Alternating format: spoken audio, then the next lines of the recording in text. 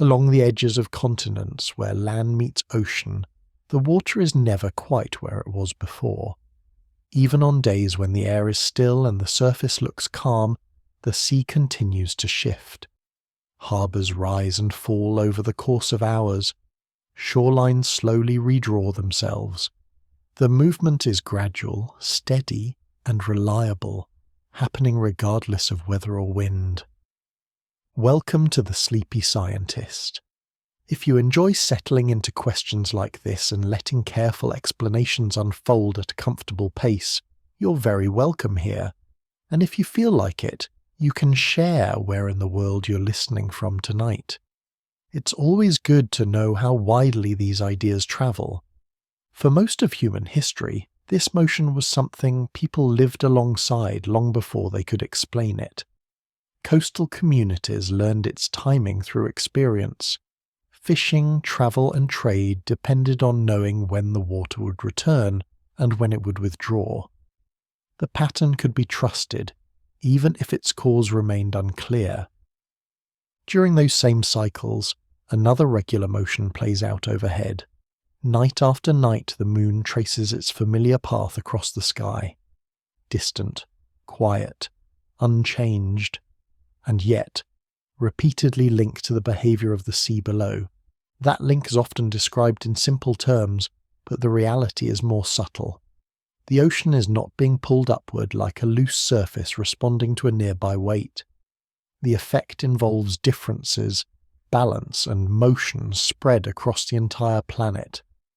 Everyday experience suggests that influence requires contact, or at least something moving visibly from one place to another. Tides point to something different.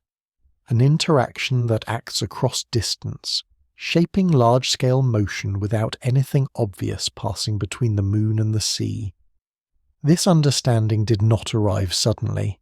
It emerged as ideas about motion and gravity became precise enough to describe how large bodies move together through space.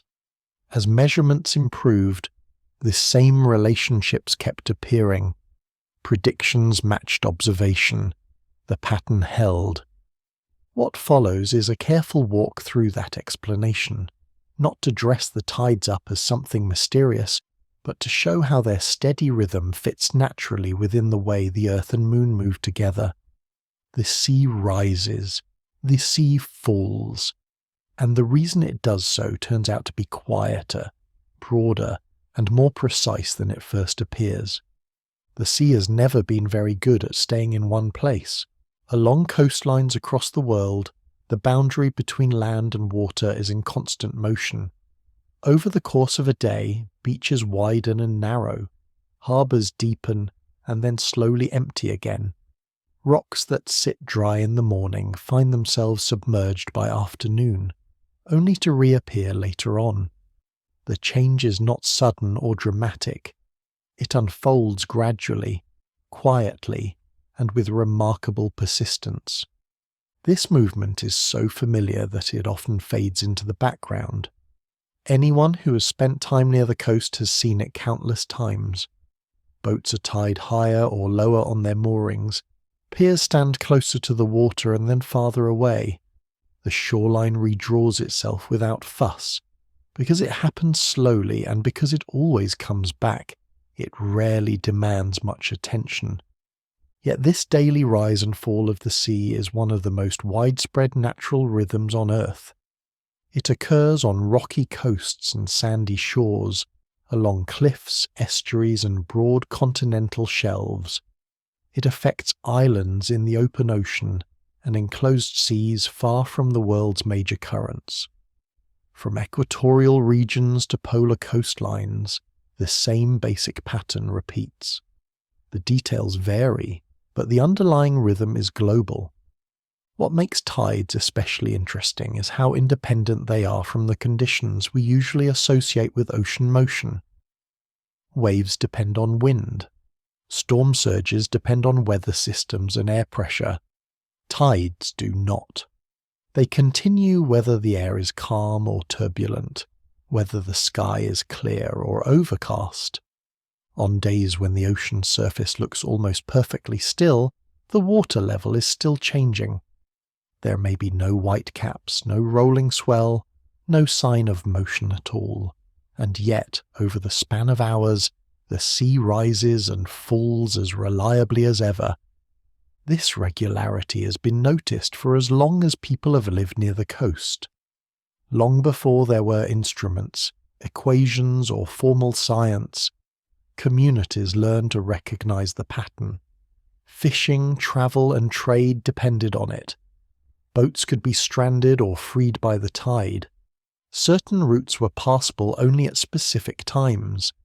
Entire ways of life grew around knowing when the sea would advance and when it would retreat. What is striking is that this trust in the tides developed long before anyone understood why they happened. The pattern was dependable enough to rely on, even if its cause remained obscure. Tides followed a schedule that could be learned through experience. They returned again and again, shifting slightly from day to day, but never behaving randomly. As people watched this rhythm unfold, they began to notice something else. Above the moving sea, another cycle was always present. Night after night the moon rose and set, changing position against the stars. It grew brighter and dimmer over the course of a month. It followed its own rhythm, steady and predictable. Over time, the movements of the moon and the movements of the sea began to seem connected. High tides often occurred when the moon was full or new. Lower tides followed a regular pattern as the moon changed shape in the sky. Even without precise measurements, the relationship was difficult to ignore. This connection was recognized across cultures and across centuries. Ancient calendars tracked the moon and the tides together. Coastal traditions linked lunar cycles to fishing and navigation. The sea and the moon became associated in stories, symbols, and practical knowledge alike. Early explanations varied widely. Some imagined the moon pulling water upward through a kind of attraction. Others believed the sea responded to moonlight itself. Still others treated the relationship as symbolic rather than physical. These ideas were incomplete and often incorrect, but they were grounded in repeated observation. What mattered was not that the explanation was right, but that the pattern was real. For a long time, no one could explain how an object so distant could influence something as vast as the ocean. The moon does not touch the water. It does not stir the air. It does not produce waves. And yet, its presence seemed tied to the most predictable movement of the sea. This posed a genuine puzzle. The ocean is enormous. It contains an extraordinary amount of mass. To move it, even slightly, requires influence acting on a planetary scale. Whatever was responsible for the tides had to operate continuously, gently, and across great distances. At first glance, the idea seems almost unreasonable. The moon is far away by everyday standards. Spacecraft take days to reach it. Compared to Earth, it is small. Compared to the Sun, it is tiny. And yet, it appears to play a central role in shaping the daily motion of Earth's oceans. This tension between distance and effect sits at the heart of the question. How can something so far away exert such a clear influence? Why does the ocean respond so visibly, while mountains and continents appear unmoved? And why does the pattern repeat with such precision day after day, year after year? These are not questions that can be answered by intuition alone. The familiar experience of pushing, pulling, or lifting objects does not translate easily to planetary scales. The forces involved do not behave the way everyday forces seem to. For centuries, tides remained a phenomenon that was well known but poorly explained. They were charted, predicted, and relied upon long before the mechanisms behind them were understood. The shoreline became a place where something fundamental was happening in plain sight, without an obvious cause. As natural philosophy gradually gave way to physics, tides became more than a curiosity. They became a problem to solve, a test of whether emerging ideas about motion and gravity could account for something so familiar and so large. What makes tides especially revealing is that they sit at the intersection of the everyday and the cosmic. They are experienced locally, at beaches and harbours, yet shaped by interactions that span hundreds of thousands of kilometres. The same principles that govern the motion of planets appear to be at work along the edge of the sea. Seen this way, the daily rise and fall of the ocean is not just a coastal detail. It is a visible trace of how Earth fits into a larger system, responding to influences beyond itself.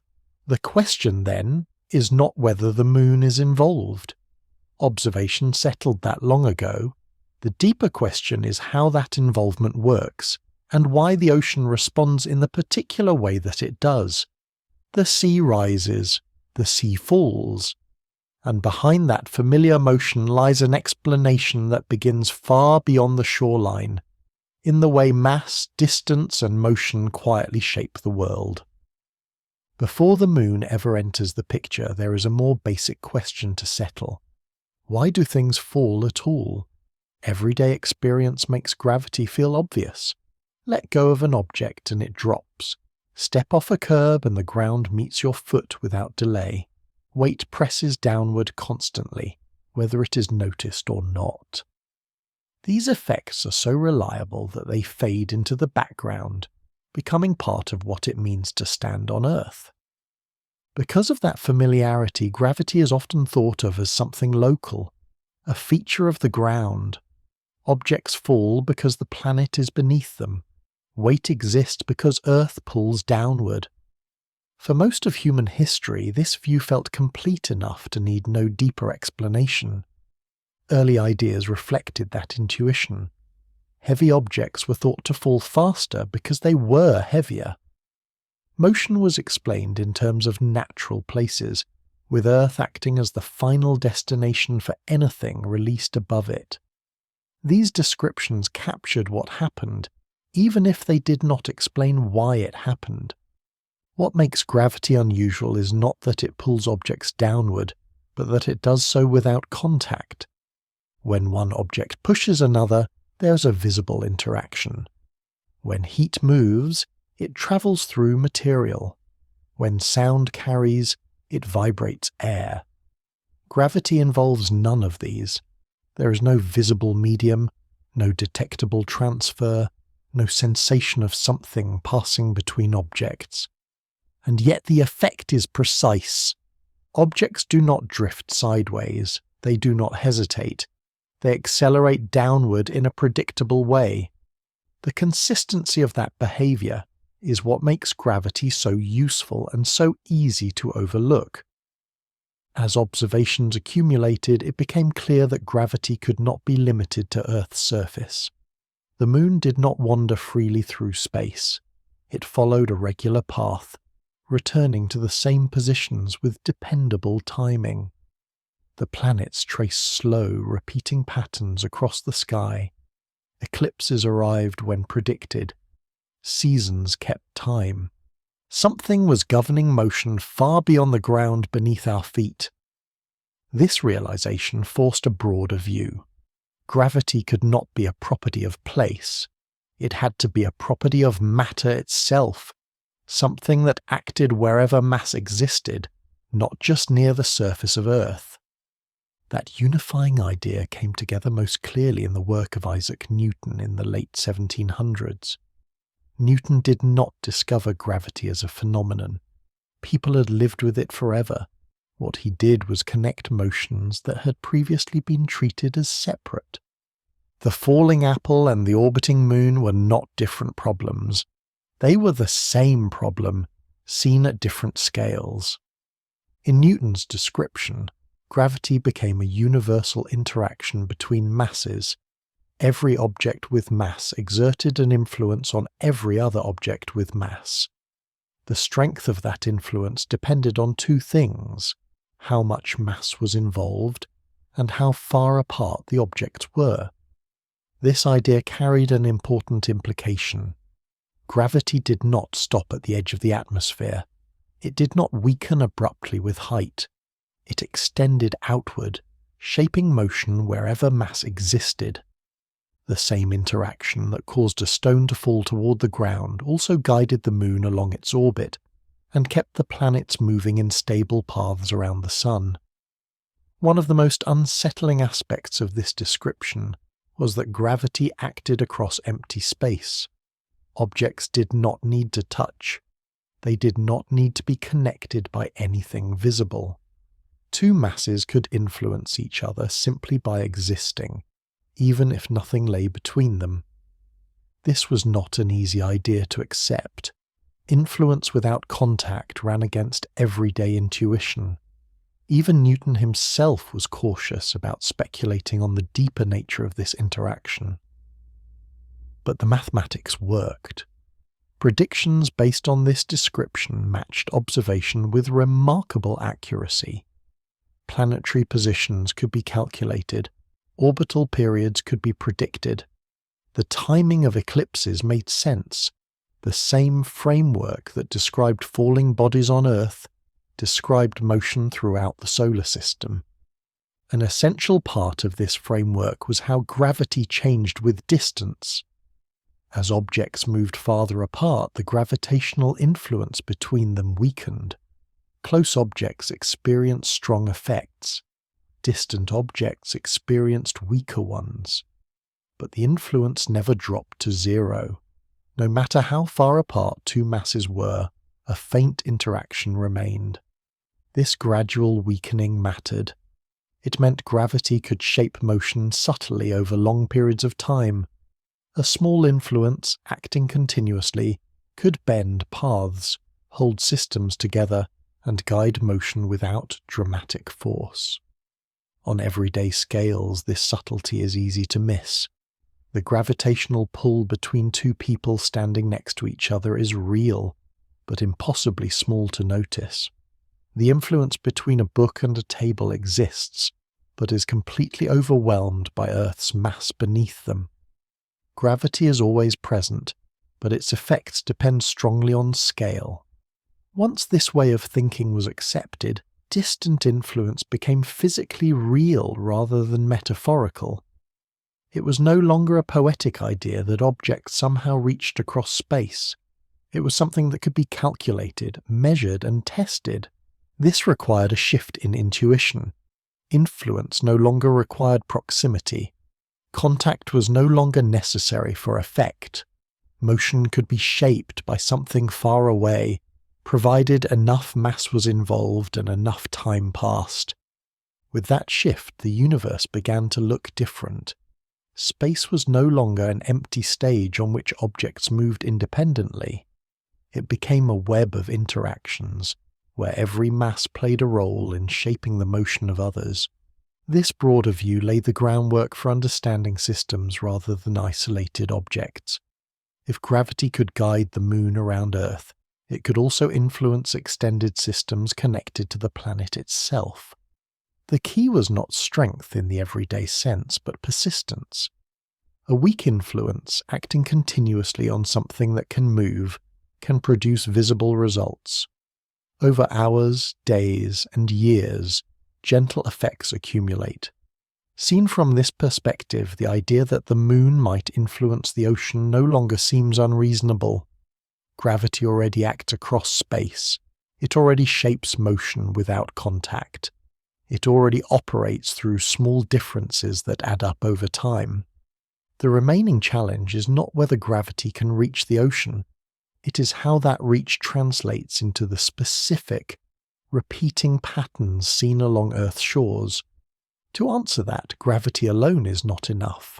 It becomes necessary to look at how gravity acts on systems where multiple bodies move together, and how different parts of those systems respond in different ways.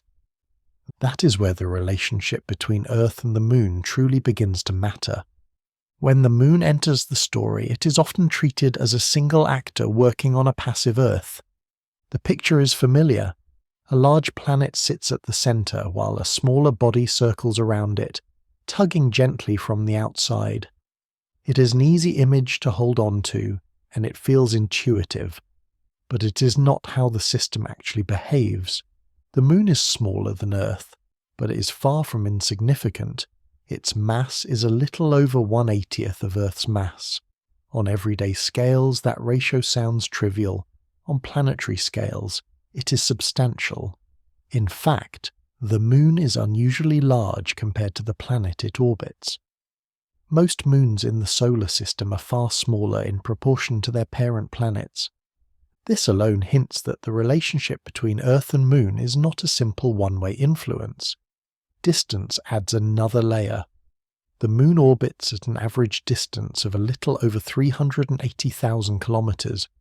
That separation is vast in human terms, yet close enough for gravity to act strongly and continuously. Light takes just over a second to cross the gap. Gravity, as far as classical physics is concerned, requires no travel at all. The interaction is simply there.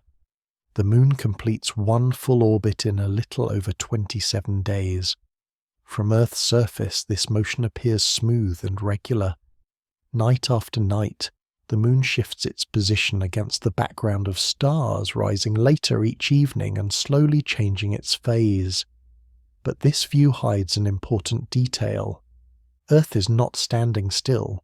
In reality, Earth and Moon are locked together in a mutual gravitational relationship. Each pulls on the other. Each responds to the presence of the other. Neither body is truly fixed in space. Instead of the Moon orbiting a stationary Earth, both bodies orbit a shared balance point. This point is known in celestial mechanics as the barycenter. It is the center of mass of the Earth-Moon system, the point around which both objects move as they interact gravitationally. The position of the barycenter depends on the masses of the two bodies and the distance between them. Because Earth is much more massive than the Moon, the barycenter lies much closer to Earth's center than to the Moon's. In fact, it sits beneath Earth's surface, but not exactly at the center of the planet. It is offset by several thousand kilometers. That offset matters. As the Moon moves along its orbit, Earth does not remain perfectly still. The planet executes a slow, subtle motion of its own, tracing a small circular path around the barycenter. This movement is gentle and continuous. It is far too small to be felt, but it is real and measurable. From space, the Earth-Moon pair looks less like a planet with a satellite and more like a coupled system. The Moon follows a wide arc. Earth follows a much smaller one. Both are moving. Both are responding. This shared motion is essential for understanding tides. If Earth were truly fixed in place, with only the Moon moving around it, the pattern of forces acting on the ocean would be different. Tides do not arise simply because the Moon pulls on water. They arise because Earth itself is in motion as part of a two-body system. The Moon's gravitational pull is stronger on the side of Earth that faces it, and weaker on the far side. That difference matters, but it is only part of the picture. Earth, as a whole, is being pulled toward the Moon and moving accordingly. The planet's motion around the barycenter sets the reference frame in which tidal effects appear. The oceans respond to this combined behavior. Water, unlike solid rock, is free to redistribute itself. It responds not just to how strong gravity is at a particular location, but to how that strength varies across the planet and how Earth itself is moving at the same time. This is why tides cannot be explained by imagining the Moon acting alone. The familiar image of the Moon pulling a bulge of water toward itself captures only one aspect of the system. Equally important is what happens on the opposite side of the planet, where water also rises. On the far side of Earth, the Moon's gravitational pull is weaker than it is at Earth's center. Earth, however, is being pulled more strongly overall because its center lies closer to the Moon than that distant water does. As Earth moves toward the Moon, the far side ocean lags slightly behind. relative to the solid planet beneath it, that water shifts outward. The result is a second region of elevated sea level, directly opposite the first. These two regions exist at the same time, fixed in position relative to the Earth-Moon line rather than to Earth's surface. One faces the Moon, the other faces away. Together they define the basic tidal shape of the oceans. Seen this way, tides are not local features tied to individual coastlines. They are global patterns shaped by the geometry and motion of the entire system. Coastlines experience tides because Earth rotates through this pattern, not because the Moon is directly overhead. This system-level perspective marks an important shift in thinking. Instead of asking what the Moon is doing to a particular stretch of ocean, it becomes more useful to ask how the Earth-Moon system behaves as a whole, and how a mobile layer of water responds within that behavior. Systems behave differently from isolated objects. In a system, motion is shared. Forces are distributed. Small differences can have large effect when they act continuously. The tides are a direct consequence of this kind of collective behavior. Once this perspective is adopted, many features of the tides begin to make sense without additional assumptions. The presence of two high tides each day, the global nature of tidal patterns, the regular timing that shifts slightly from one day to the next. All of these follow naturally from the shared motion of Earth and Moon. This way of thinking also places tides alongside other familiar phenomena in astronomy. Binary stars orbit shared centers of mass. Planetary rings respond to gravitational gradients. Interacting galaxies distort one another over time. In each case, behavior emerges from the system, not from one object acting in isolation. The Earth-Moon pair is no different. It is a gravitational partnership rather than a one-sided relationship. The Moon influences Earth. Earth influences the Moon, and the oceans, spread thinly across the planet's surface, respond to the combined motion of both. Understanding tides, then, requires letting go of the idea that influence flows in only one direction. It requires recognizing that Earth is not merely a stage on which the Moon acts, but an active participant in a shared motion. With that shift, the focus moves away from individual objects and toward the structure of the system itself. The tides are not the result of the Moon acting on Earth from afar. They are the visible expression of how two massive bodies move together, bound by gravity, shaping the behavior of everything connected to them. From here, the question is no longer whether the Moon affects the ocean. It is how the geometry and motion of this system translate into the familiar rise and fall observed along the world's shores. When tides are discussed, the focus naturally settles on the ocean. Water advances and retreats, shorelines shift, harbours rise and fall.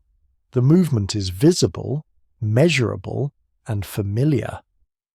What is far less obvious is that the same influences acting on the sea are also acting on the solid Earth beneath it. The difference is not that gravity affects water, but ignores rock. The difference lies in how those materials respond.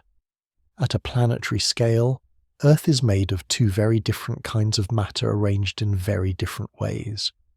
Most of the planet's mass is locked into solid rock, forming the crust, mantle, and core.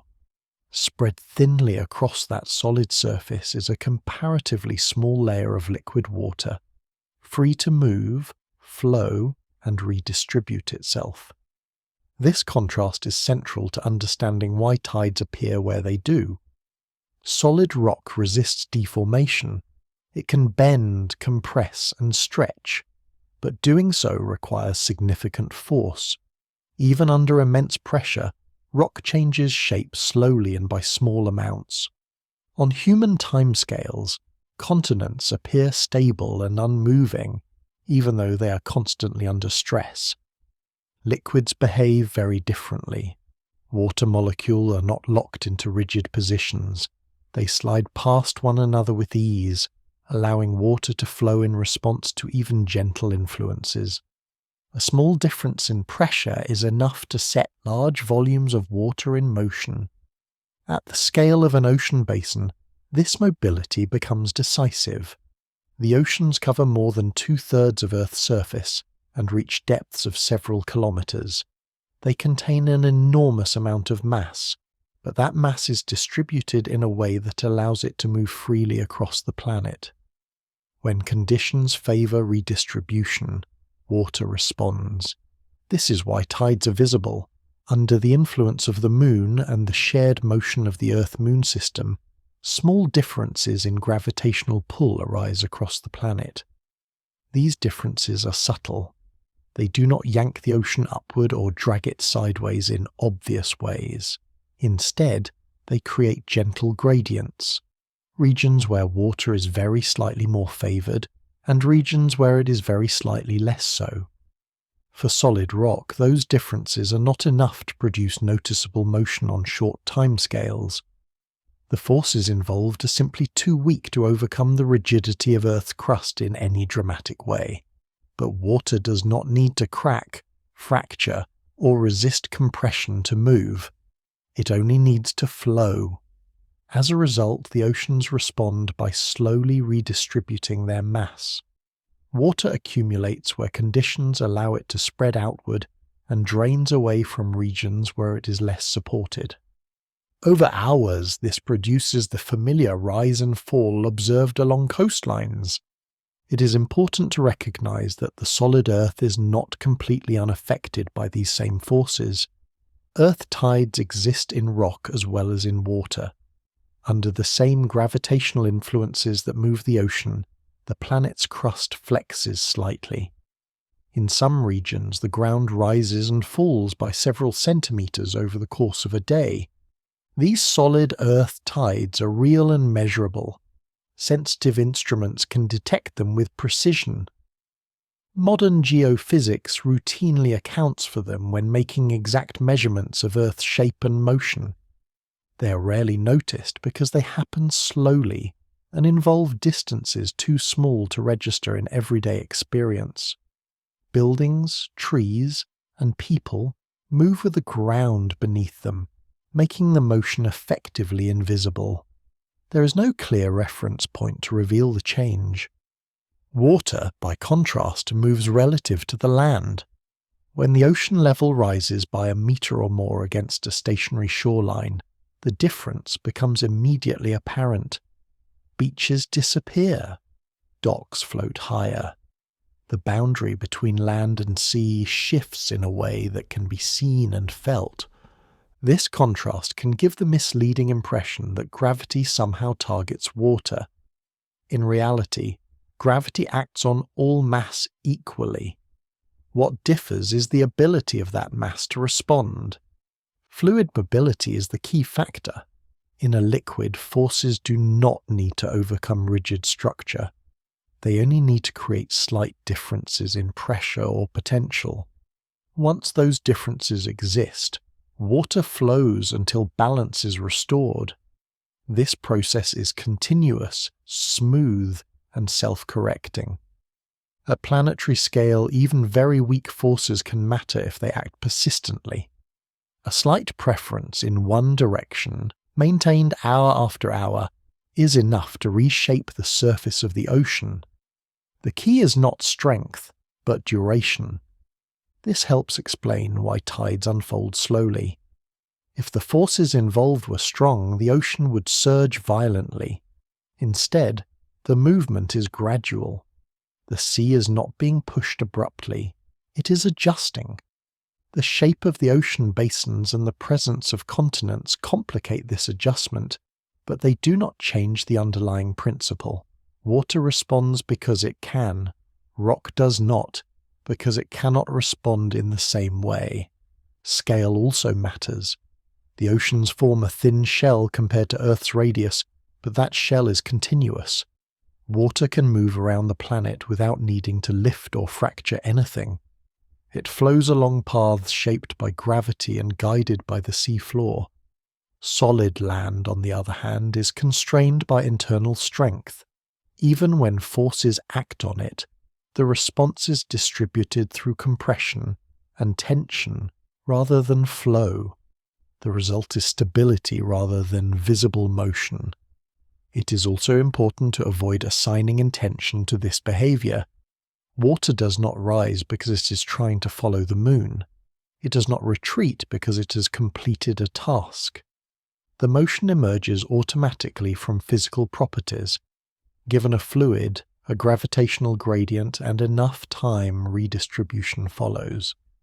This distinction keeps the explanation grounded. Tides are not purposeful movements. They are not reactions in the psychological sense. They are the natural outcome of how liquids behave under sustained influence. In this context, the oceans act as a kind of indicator. They make visible what would otherwise remain subtle. The same gravitational interactions shaping planetary motion also leave their imprint on Earth's surface, but only through a medium flexible enough to reveal them. This is why water becomes the stage on which tides appear, not because water is special in itself, but because it is responsive. It translates gentle, system-wide forces into motion that can be seen, measured, and predicted. Once this is understood, attention shifts again. The question is no longer why the ocean moves, but how those movements are structured, how subtle differences in gravitational influence create specific patterns across the planet at any given moment. To answer that, it becomes necessary to look more closely at the shape of those gravitational differences themselves, and how they vary from one side of Earth to the other.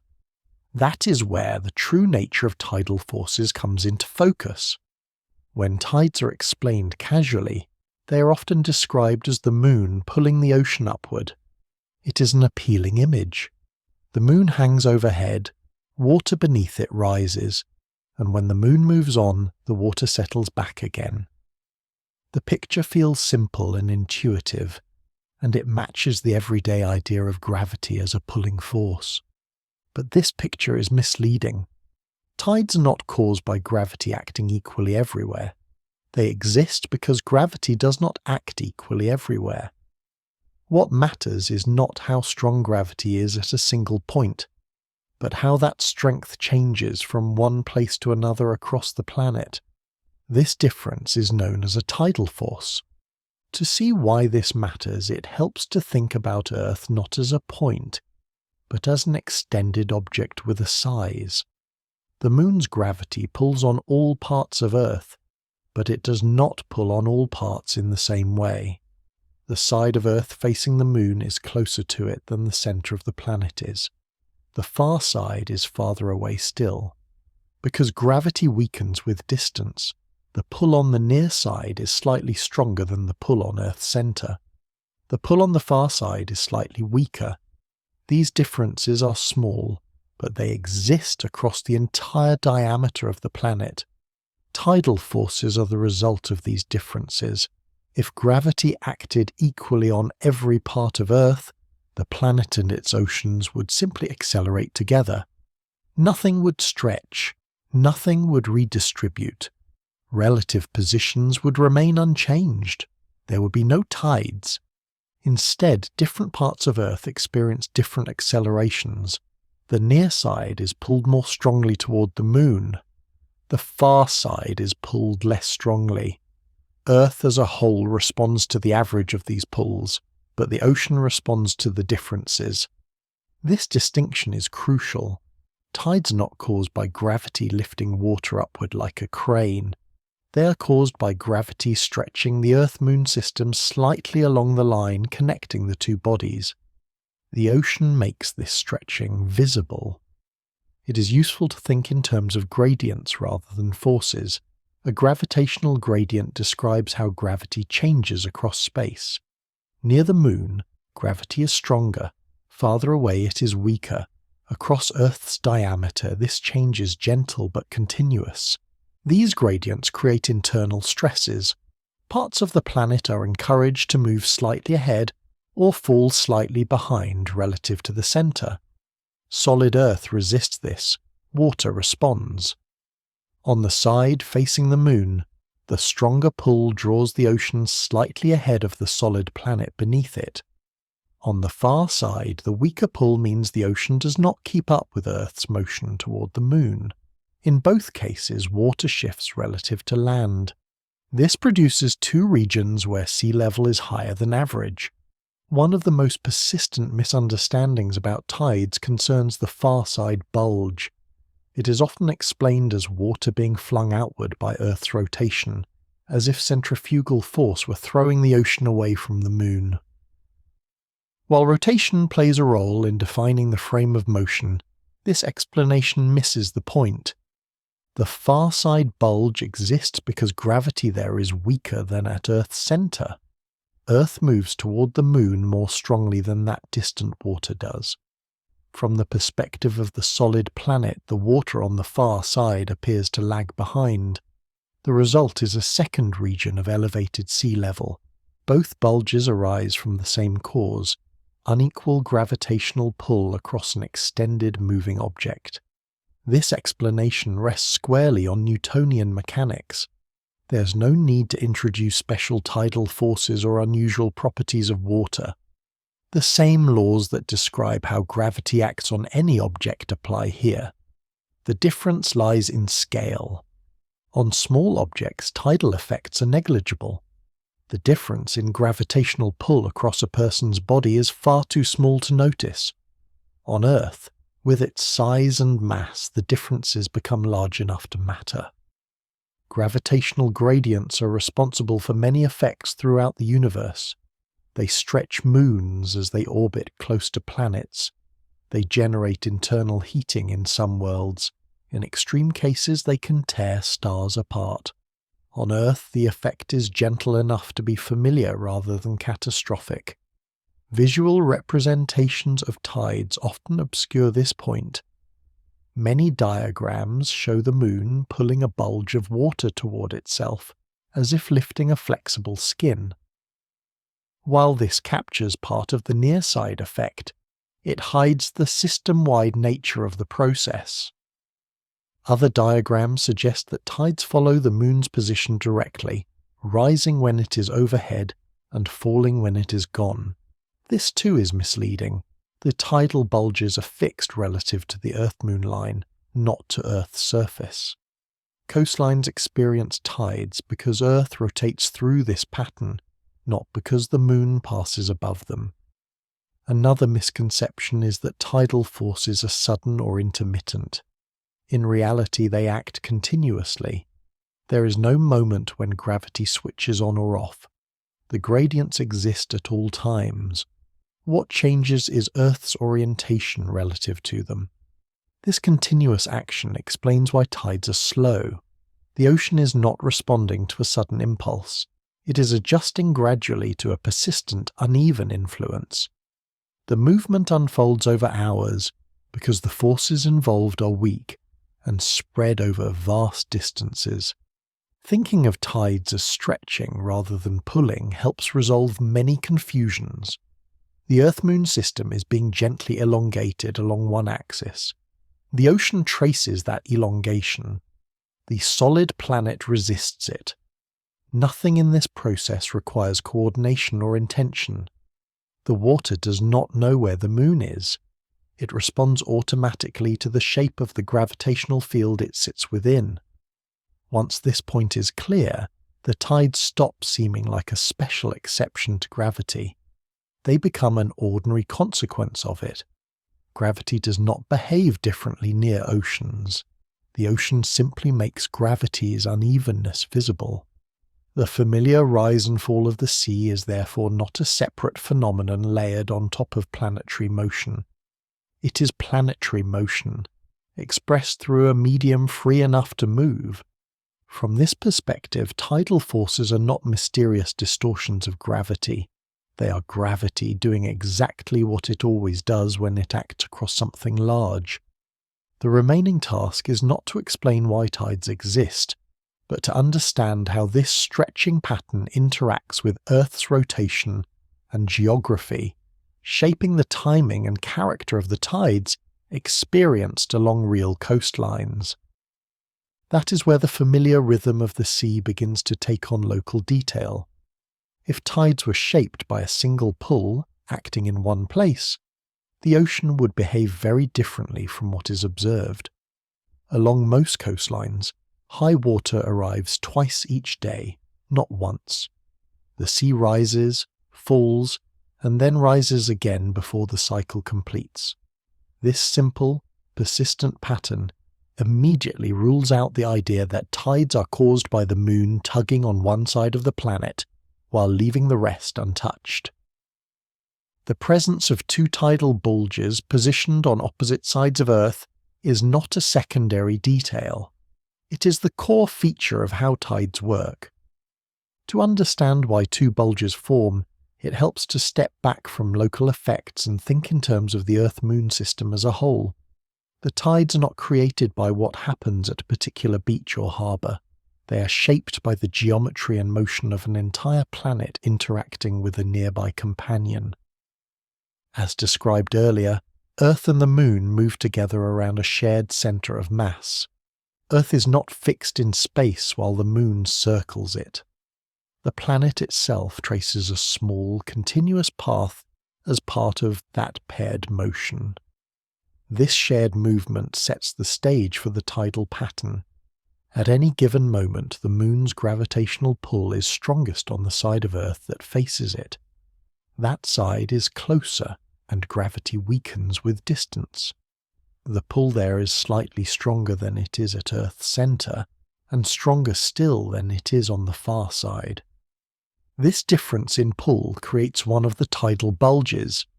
On the side facing the Moon, water experiences a slightly greater acceleration toward the Moon than the solid Earth beneath it.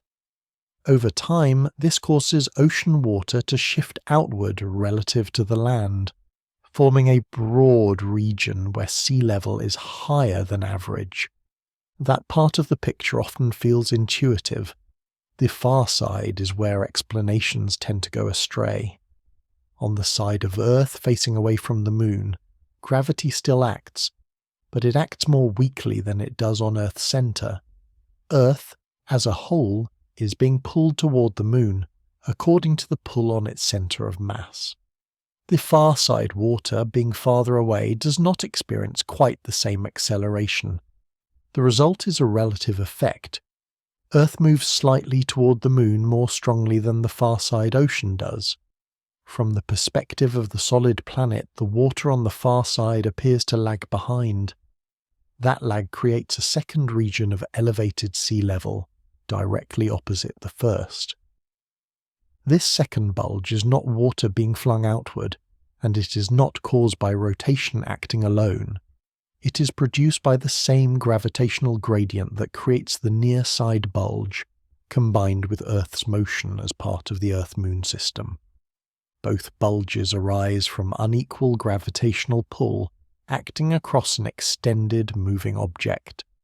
Together, these two regions define the basic tidal shape of the oceans. Seen from space, the ocean surface is slightly elongated along the line connecting Earth and the Moon. One end of that elongation points toward the Moon. The other points away. It is important to recognize that these bulges are not sharp features. The ocean does not form peaks or mounds. The changes in sea level involved are spread over thousands of kilometers. The surface remains smooth, with slopes so gentle that they are imperceptible without reference points like coastlines. These bulges are also not fixed to Earth's surface. They remain aligned with the Earth-Moon line, not with any particular longitude or latitude. As Earth rotates, continents and coastlines move through this pattern. A location experiences high tide when it passes into one of the bulges, and low tide when it passes between them. This system-wide geometry explains why tides are global rather than local. The same two bulges exist whether they're passing over open ocean or sweeping past complex coastlines. Local geography shapes how tides appear in specific places, but the underlying structure is set by the Earth-Moon system itself. It also explains why the idea of a single tidal bulge fails. A one-sided pull cannot produce the observed pattern. Only a system in which different parts experience different accelerations while the whole moves together can account for two opposing regions of higher sea level. The balance involved here is subtle. The forces are weak, but they act continuously. Gravity stretches the system. Orbital motion defines the frame in which that stretching makes sense. The ocean responds by redistributing itself within that frame. Nothing in this process requires anything to be thrown, pushed, or actively driven. There is no centrifugal flinging of water into space. There is no moment when forces switch direction. The bulges exist steadily, maintained by the constant geometry of the Earth-Moon interaction. This steadiness is what gives tides their reliability. The positions of the bulges change only as the Moon moves along its orbit and as Earth rotates. Both motions are smooth and predictable.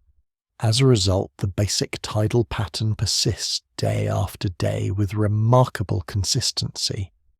Thinking in terms of the system rather than individual forces also helps clarify why tides do not depend on where the Moon appears in the sky. A coastline can experience high tide when the Moon is rising, setting, or hidden on the far side of Earth. What matters is the location of the bulges, not the Moon's visible position. The Earth-Moon system perspective removes the need for special explanations. There's no hidden force acting on one side of the planet and a different one acting on the other. There is a single gravitational interaction, acting unevenly across a moving system. Once this is understood, the existence of two ocean bulges stops being surprising. It becomes the natural outcome of living on a planet that shares its motion with a nearby companion. The ocean simply traces the shape of that shared motion. From here, the remaining question is not why two bulges exist, but how Earth's rotation interacts with them to produce the familiar daily rhythm experienced along coastlines. That rhythm emerges not from the Moon moving overhead, but from Earth turning steadily beneath a pattern that already exists. Once the existence of two tidal bulges is understood, a familiar pattern begins to fall into place. Along most coastlines, the sea does not rise once and fall once each day. Instead, it rises, falls, and then rises again before the cycle completes. This twice-daily rhythm is one of the most dependable features of tides, and it follows directly from how Earth moves beneath the tidal pattern already in place. The key point is that the tidal bulges themselves are not racing around the planet. They are positioned along the line connecting Earth and the Moon, forming two broad regions of slightly elevated sea level on opposite sides of the globe. One faces toward the Moon, the other faces away. Together they define a pattern that remains largely fixed in space relative to the Earth-Moon system. Earth, meanwhile, is rotating. The planet completes one full rotation in roughly 24 hours, carrying continents, oceans and coastlines with it. As Earth turns, different regions of its surface pass into and out of the tidal bulges. When a coastline rotates into one of these regions, local sea level rises. When it rotates away, the sea level falls. Because there are two bulges, most locations encounter two high tides during each full rotation of the planet. This point is often misunderstood. The ocean does not rise twice because the Moon pulls twice. It rises twice because Earth passes through two regions where the ocean surface is already elevated. From this perspective, tides are experienced as a cycle because the observer is moving. It can be helpful to think in terms of reference frames. From a viewpoint fixed in space, the tidal bulges maintain their orientation relative to the Moon. From a viewpoint fixed on Earth's surface, the ground rotates underneath those bulges. The same situation looks very different depending on which frame is used. This distinction clears up a common misconception, that tides follow the moon overhead. It feels intuitive to expect high tide when the moon is directly above a given location, but this is not how the system works. A coastline can experience high tide when the moon is rising, setting, or even on the opposite side of the planet. What matters is the coastline's position relative to the tidal bulges, not the moon's position in the sky. Because Earth rotates slightly faster than the moon moves along its orbit, the timing of tides shifts from day to day. High tide arrives about 50 minutes later each day than it did the day before. This gradual drift reflects the moon's steady orbital motion, combined with Earth's rotation beneath the tidal pattern. Despite this daily shift, the rhythm remains predictable. The ocean does not improvise. It follows geometry. The twice-daily rise and fall also explains why tides feel calm rather than abrupt. The ocean is not responding to sudden changes in force. It is adjusting continuously as Earth rotates through a stable pattern. The movement unfolds over hours because the slopes involved are gentle and spread across vast distances. Seen this way, tides resemble the slow movement of water along a shallow incline. The difference in sea level across a tidal bulge is small when measured globally, but sufficient to guide water gradually toward regions of slightly higher elevation. As Earth turns, the direction of that incline relative to any given coastline changes, and water flows accordingly. First it flows in, then it slows, then it reverses. This process repeats as the second bulge comes around, producing a second high tide. Not all coastlines experience this pattern in exactly the same way. Some places see two nearly equal high tides. Others experience one higher and one lower high tide. A few locations see only one noticeable high tide per day. These variations arise from how the tidal pattern interacts with Earth's geography, particularly the shape of ocean basins and coastlines. But beneath these local differences, the global mechanism remains the same. Earth rotates, the tidal bulges remain aligned with the Earth-Moon system, coastlines move through them. Another way to picture this is to imagine standing still in space while Earth turns beneath you. From that viewpoint, the ocean surface would appear slightly elongated along one axis, while the land rotates through that shape. The tides would look less like waves and more like a moving boundary between land and a slowly changing surface. This perspective highlights why tides are so reliable. Earth's rotation rate is stable. The moon's orbit evolves slowly. The geometry changes smoothly rather than abruptly. As a result, the tidal rhythm repeats with only small, predictable variations. It also explains why tidal timing differs from place to place. Two locations separated by longitude will rotate into the tidal bulges at different times, even if they lie at similar latitudes. What feels like a local event is actually part of a global pattern. The daily rhythm of tides, then, is not imposed from above.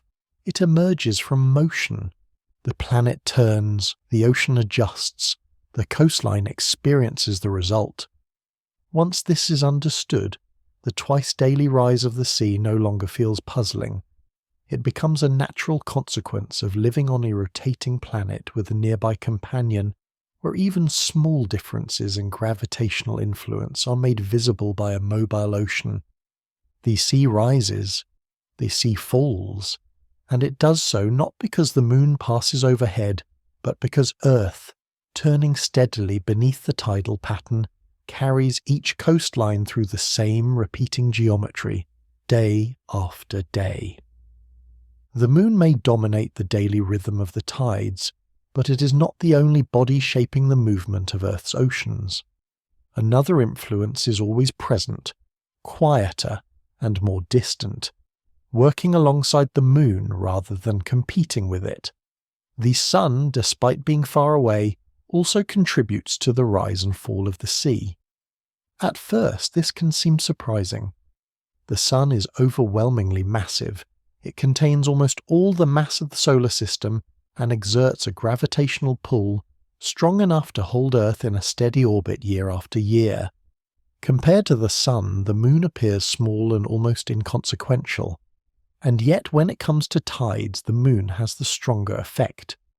The reason lies in how tidal influences actually work. Tides are not determined by how strong gravity is at a single location.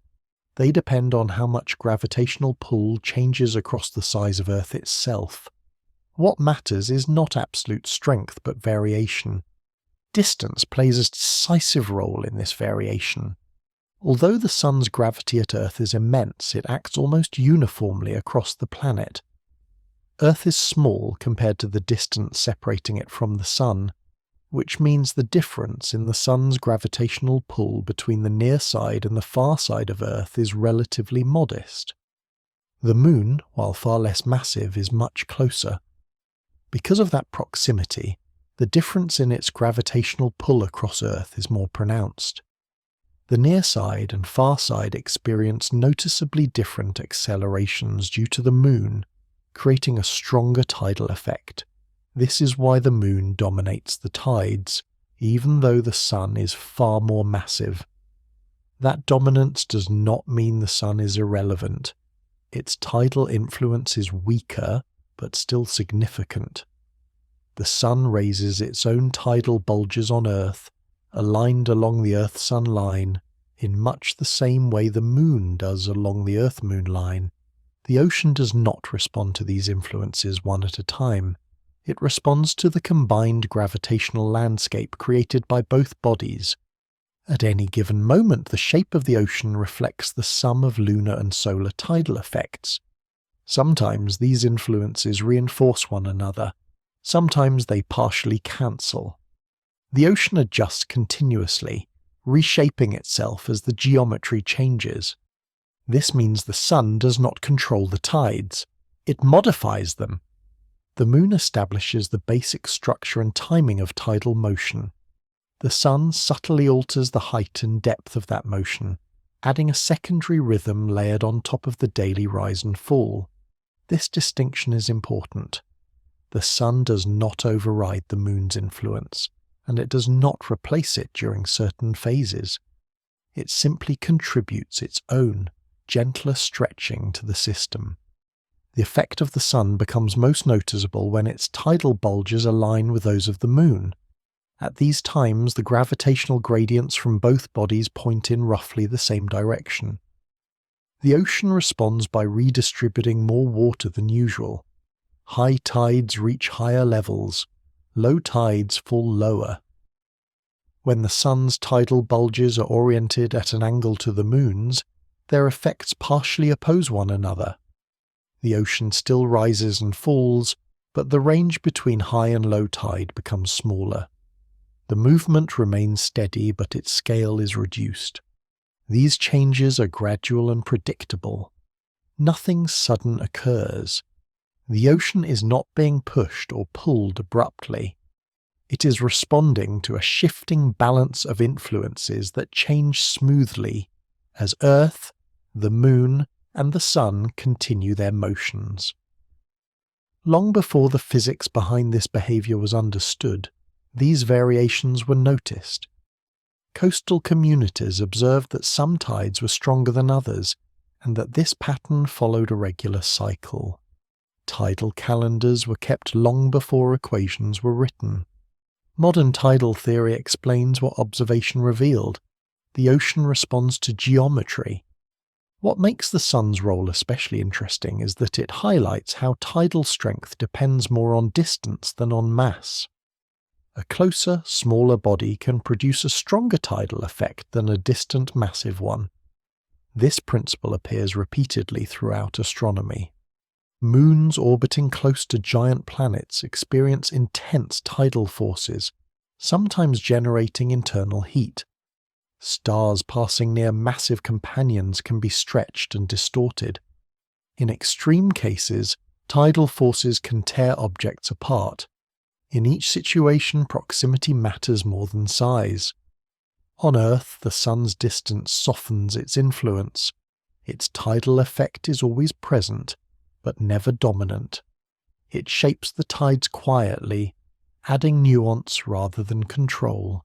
This layered influence creates a more complex tidal pattern than a single body could produce alone. The daily rhythm set by Earth's rotation beneath the lunar bulges remains intact. Over that rhythm, the sun introduces longer variations in tidal strength that unfold over days and weeks. The ocean traces this combined pattern faithfully. It does not distinguish between lunar and solar effects. It responds only to the total gravitational gradient acting on it at each moment. Because both the Moon's orbit and Earth's orbit around the Sun are regular, the combined tidal cycles are equally regular. The timing of stronger and weaker tides can be predicted far into the future. Tide tables reflect this stability, not chance. Nothing in this process depends on weather, seasons, or surface conditions. Storms can mask tides locally, but they do not create or destroy them. The underlying motion continues regardless of what happens in the atmosphere. The sun's quiet influence serves as a reminder that tides are not the result of a single interaction, but of a system. Earth sits within a network of gravitational relationships, responding to more than one massive neighbour at once. The ocean becomes the visible record of those relationships. Each rise and fall reflects not just the moon overhead, but Earth's position within a larger cosmic arrangement. Understanding the sun's role prepares the way for understanding how these influences combine more precisely. When multiple tidal effects act together, their alignment matters. The ocean responds differently depending on whether those influences add together or partially cancel. The shoreline records that response in a slow, steady rhythm, linking the movement of water to the geometry of Earth's place between the moon and the sun. What appears as a simple change in sea level is in fact the surface expression of a vast gravitational conversation carried out silently across space, shaping the oceans one gentle adjustment at a time. As the days pass, the ocean's daily rhythm remains steady, but its strength does not. Some high tides climb higher than others, some low tides expose more shoreline. Over the course of a month, the range between high and low water expands and contracts in a slow, predictable cycle. This variation is not caused by storms, seasons, or chance. It arises from the changing geometry between Earth, the Moon, and the Sun. At certain times, the Moon and the Sun line up with Earth. At other times, they stand at angles to one another. These shifting arrangements determine whether their tidal influences work together or partly against each other. When the Moon and the Sun are aligned, their tidal effects reinforce one another. This alignment happens twice during each lunar month. Once when the Moon lies between Earth and the Sun, and once when Earth lies between the Moon and the Sun. In both cases, the Earth-Moon line and the Earth-Sun line point in nearly the same direction. During these moments, the gravitational gradients produced by the Moon and the Sun overlap. Each body stretches Earth and its oceans along roughly the same axis. The ocean responds to the combined effect, redistributing more water than it does at other times. High tides become higher than average, low tides fall lower. The difference between them grows. These are known as spring tides. The term spring does not refer to the season. It comes from an older meaning related to rising or surging. Spring tides are simply tides with an increased range, produced when the sun and moon act together. Despite the dramatic name, spring tides are not violent or sudden. The forces involved are the same ones always shaping the ocean. They're simply aligned in a way that strengthens their combined influence. The sea adjusts smoothly, following the familiar rhythm but with a wider swing between extremes. Roughly a week after a spring tide, the geometry changes. As the moon continues along its orbit, it reaches a position where it forms a right angle with the line between Earth and the Sun. In this arrangement, the moon's tidal bulges are oriented differently from the sun's. Both bodies are still exerting tidal influence. Nothing has stopped or weakened. But because the directions of their gravitational gradients differ, their effects no longer add together as strongly. Instead, they partially cancel. During these periods, the ocean still rises and falls each day, but the range of that motion is reduced. High tides are lower than average. Low tides are higher. The difference between them becomes smaller. These are known as neap tides. Neap tides are not weak tides in the sense of being absent. The daily rhythm continues uninterrupted. What changes is the scale of that rhythm. The ocean's movement becomes more restrained, as if the system has eased its grip slightly. This alternating pattern between spring tides and neap tides repeats with the regularity of the moon's orbit. Approximately every 2 weeks, the tidal range increases and then decreases again. Over the course of a month, the ocean experiences a steady pulse between stronger and weaker tides. This behavior reflects a general physical principle known as superposition. Superposition describes how multiple influences acting on the same system combine. When those influences point in the same direction, their effects add together. When they point in different directions, their effects partially cancel. The system responds to the total result, not to each influence in isolation. This principle appears throughout physics. Waves on water combine this way. Vibrations in materials behave similarly. Sound waves can reinforce or cancel each other. Tidal forces follow the same rule. The ocean does not distinguish between lunar and solar influences. It responds only to the combined gravitational gradient acting across Earth at any given moment. When that gradient is strong, water redistributes more. When it is weaker, redistribution is reduced. Nothing new is introduced at spring or neap tides. No additional force appears. The same gravitational influences are always present. What changes is their alignment. Because the moon's orbit and Earth's orbit around the sun are both regular, these alignments occur on a predictable schedule. The timing of spring and neap tides can be calculated years in advance. Tide tables rely on this reliability, not approximation. The connection between tides and the phases of the moon has been noticed for thousands of years.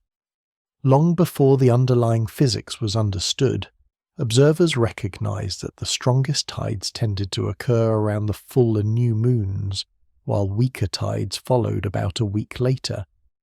Over time, this association became wrapped in symbolism and folklore. The moon was credited with mysterious control over water, weather, and even human behavior. While these ideas often went far beyond the evidence, they were rooted in a genuine pattern. Modern tidal theory removes the mythology without removing the connection.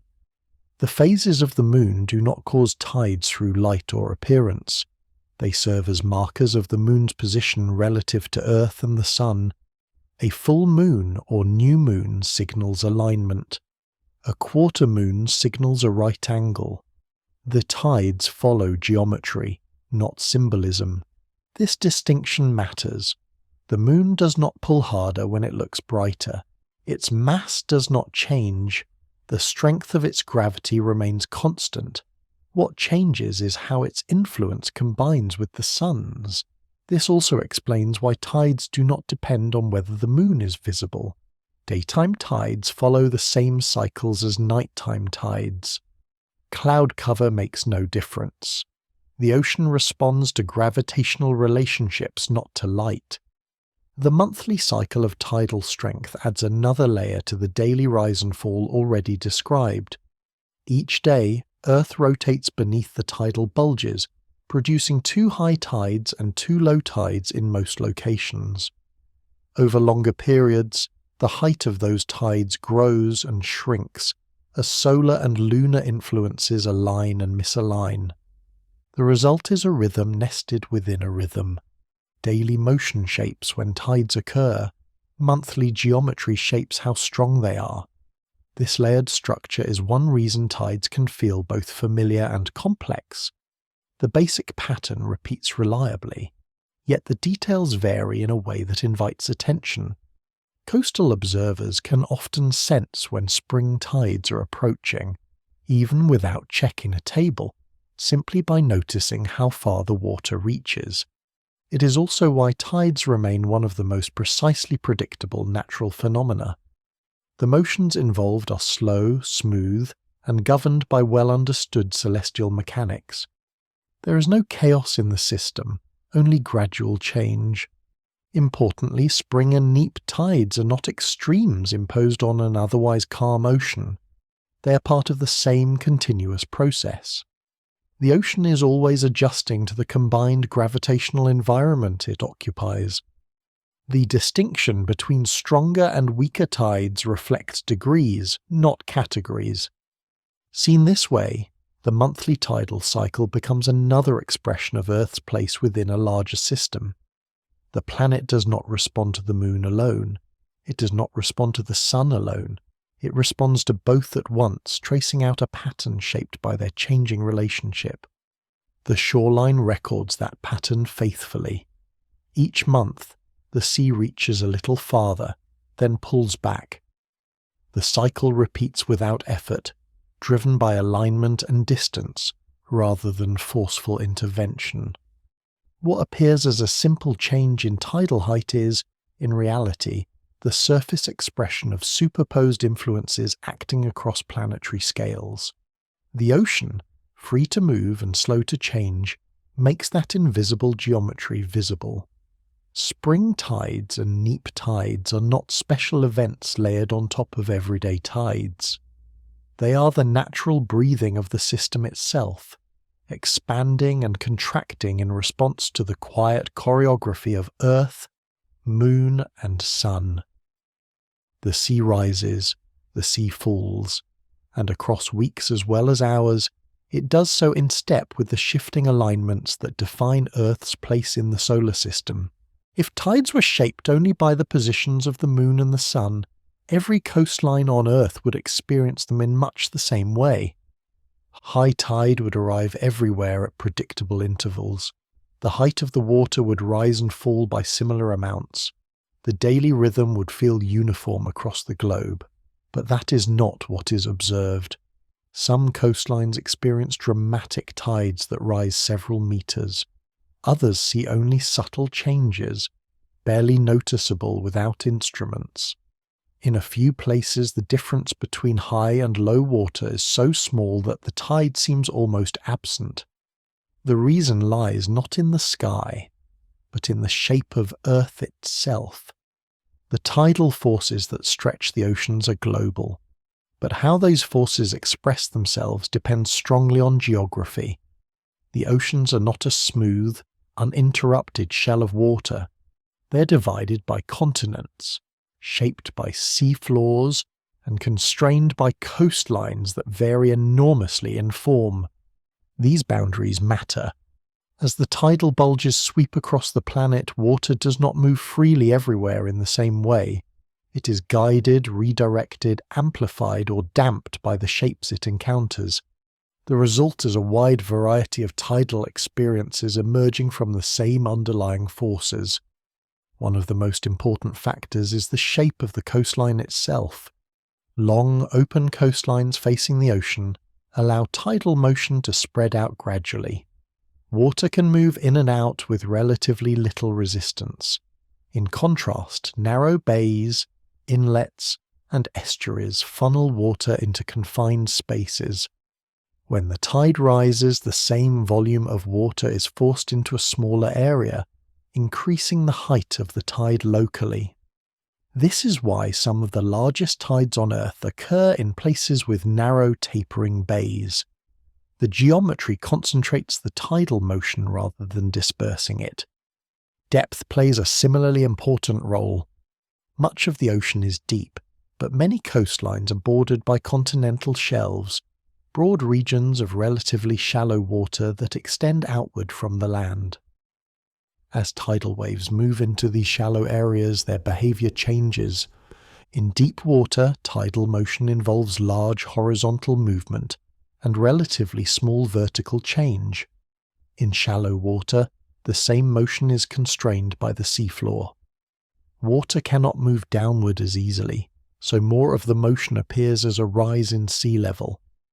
This effect can dramatically increase tidal height along coasts with wide continental shelves. By contrast, coastlines that drop quickly into deep water often experience smaller tides. The tidal energy remains spread out, and less of it is converted into vertical motion near the shore. The shape of the ocean basins themselves also matters. Each major ocean basin has its own natural ways of responding to tidal forcing. The size, depth, and boundaries of a basin determine how tidal waves travel within it. These waves do not simply sweep around the planet in a single smooth motion. They reflect off continents, bend around land masses, and interact with one another. In many cases, tidal motion within a basin sets up rotating patterns known as amphidromic systems. Around these points, the tide rotates rather than simply rising and falling in place. Near the center of such a system, tidal range can be very small. Farther away, it can become much larger. This is one reason why neighboring regions can experience very different tides. The underlying forcing is the same, but the local response differs. Resonance adds another layer of complexity. Every basin, bay, and channel has a natural timescale at which water prefers to move back and forth. When the timing of the tidal forcing matches that natural timescale, the motion can build rather than cancel. Each incoming tide adds energy to the system instead of removing it. This resonance effect can greatly amplify tides in certain locations. A classic example occurs in long, narrowing bays, where the time it takes for water to slosh back and forth matches the tidal period. In such places, the tide does not simply arrive and leave, it builds, rising higher with each cycle until friction and resistance balance the input. In other locations, resonance works in the opposite direction. The timing of the basin's natural motion does not align well with the tidal period, and energy is dissipated rather than reinforced. The result is a muted tidal range. These effects are purely physical. No special forces are involved. The same tidal influence acts everywhere, but the response depends on whether the local geography encourages motion or suppresses it. There are also regions where tides are surprisingly small. Enclosed seas, such as the Mediterranean, experience relatively weak tides because their connection to the open ocean is narrow. Tidal waves entering these basins lose energy as they pass through constricted openings. By the time they spread into the basin, much of the motion has already been damped. Similarly, regions near amphidromic points can experience very little change in sea level, even though strong tides occur elsewhere in the same ocean. The tidal energy is present, but it is circulating rather than piling up. These variations can create the illusion that tides are inconsistent or unreliable. In reality, the underlying forces are extremely consistent. What changes is how those forces interact with Earth's uneven surface. The ocean floor, shaped by plate tectonics and erosion, plays an invisible but decisive role. Submerged ridges, slopes, and basins guide tidal motion just as surely as coastlines do. Much of this influence remains hidden beneath the surface, but its effects are recorded daily along the shore. This grounding in real geography explains why tidal predictions must always be local. While the positions of the moon and sun can be calculated precisely, the resulting tide at any specific location depends on how water moves into and out of that place. Tide tables rely on long records of observation combined with detailed models of coastal and oceanic behavior. They are not simply astronomical charts, they are geographical ones. This also explains why tides can feel familiar in one place and surprising in another. Someone accustomed to modest tides may be astonished by regions where the sea rises dramatically. The difference lies not in the sky above, but in the land and water below.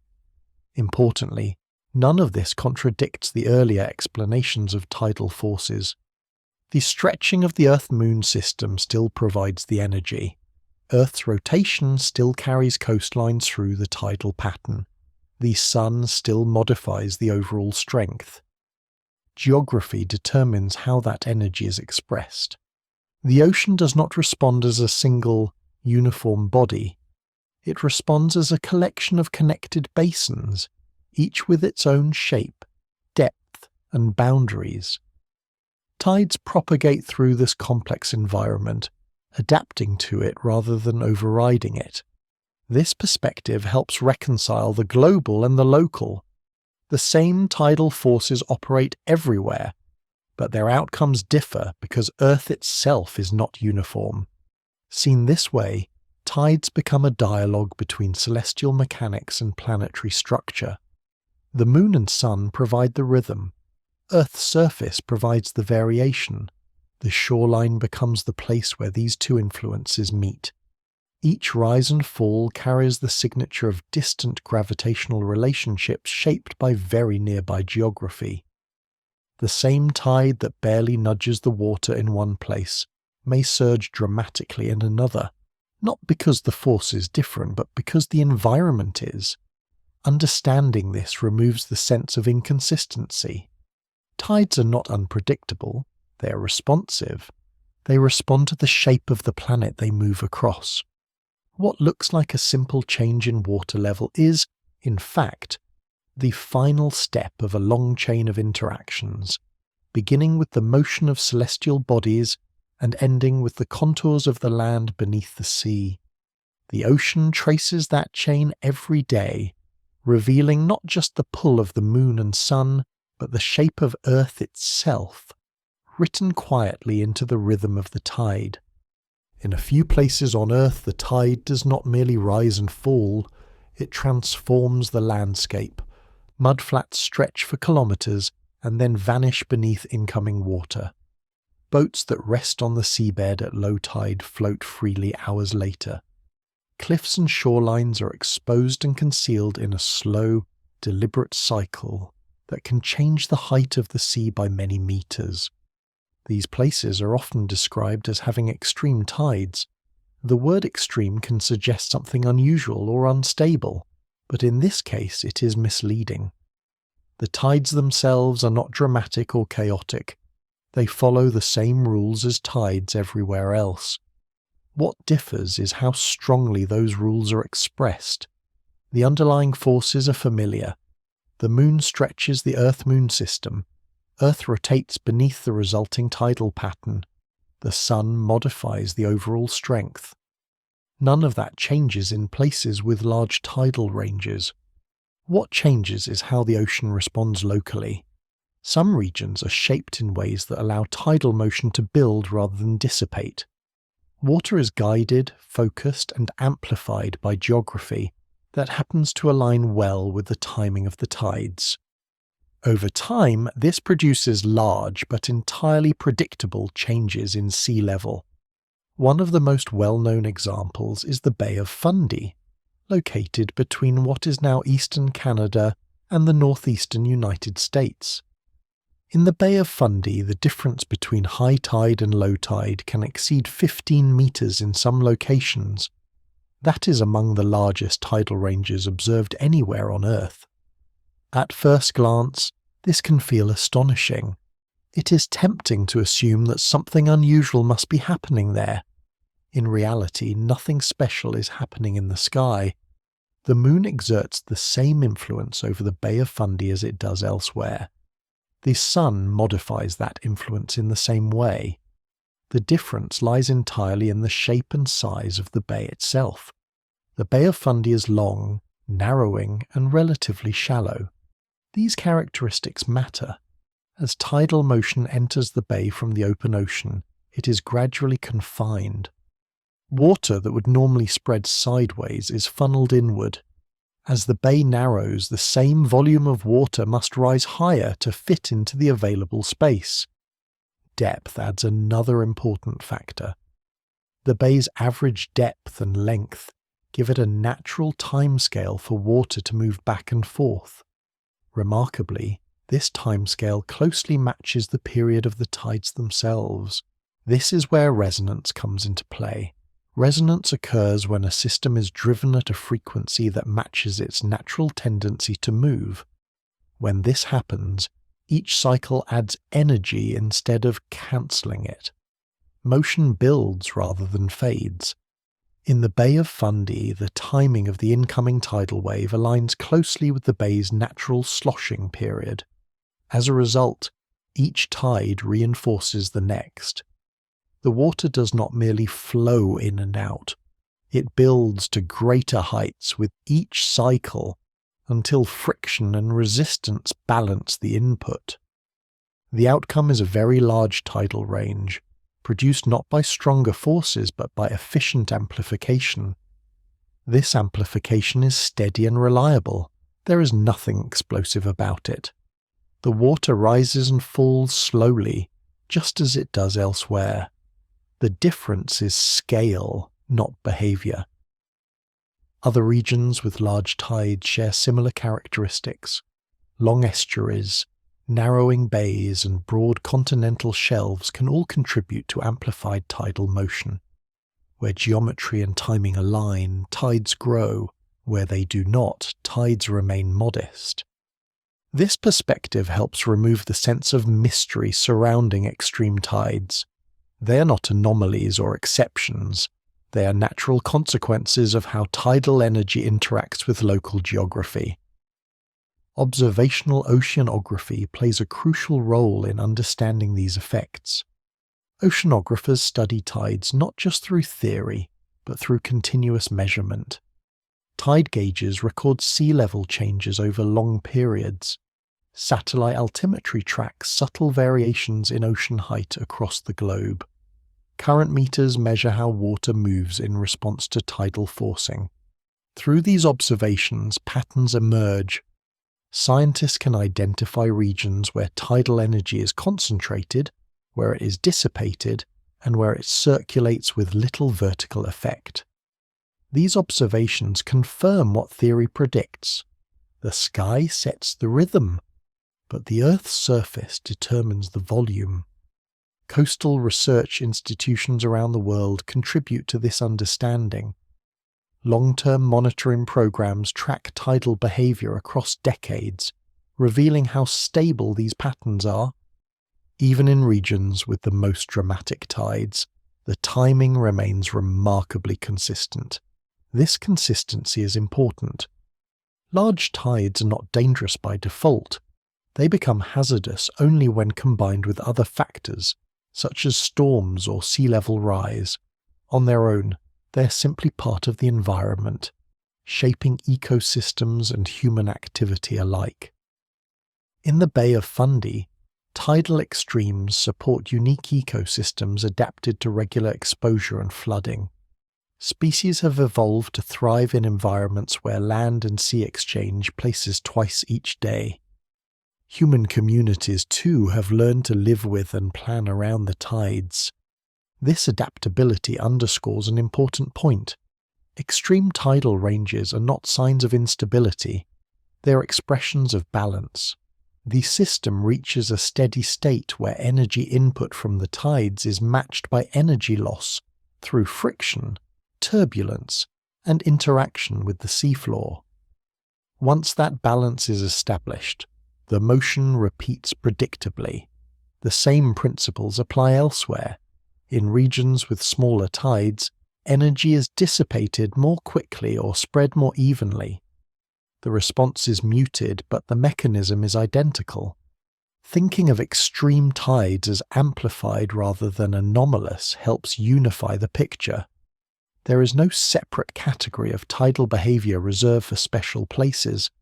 There is only variation in response, This also highlights the importance of careful measurement. Without long-term observation, it would be easy to misinterpret dramatic tidal changes as irregular or unstable. In reality, they are among the most reliable motions in nature. The ocean does not surprise itself. Once the geometry is set, and once the timing aligns, the outcome follows. Day after day, month after month, the same patterns repeat. Even the largest tides arrive on schedule. This predictability is why tides have been used for navigation, energy generation, and coastal planning. In some regions, tidal power installations harness the regular rise and fall of the sea. These systems rely on the same amplification that produces large tidal ranges naturally. Importantly, none of this requires invoking extraordinary forces or rare conditions. The moon and sun do what they always do. Earth rotates as it always has. Geography does the rest. Seen in this light, places with extreme tides are not outliers. They are clear demonstrations of how sensitive the ocean is to shape and timing. They show what happens when the steady pull of the moon meets a coastline that listens closely. The water responds not with drama but with scale. Understanding this helps bring the story of tides back to something simple. The ocean is not unpredictable or volatile. It is responsive. Where the conditions allow motion to grow, it grows. Where they do not, it fades. In every case, the tide remains a quiet negotiation between celestial rhythm and earthly form, unfolding patiently, without haste, and without exception.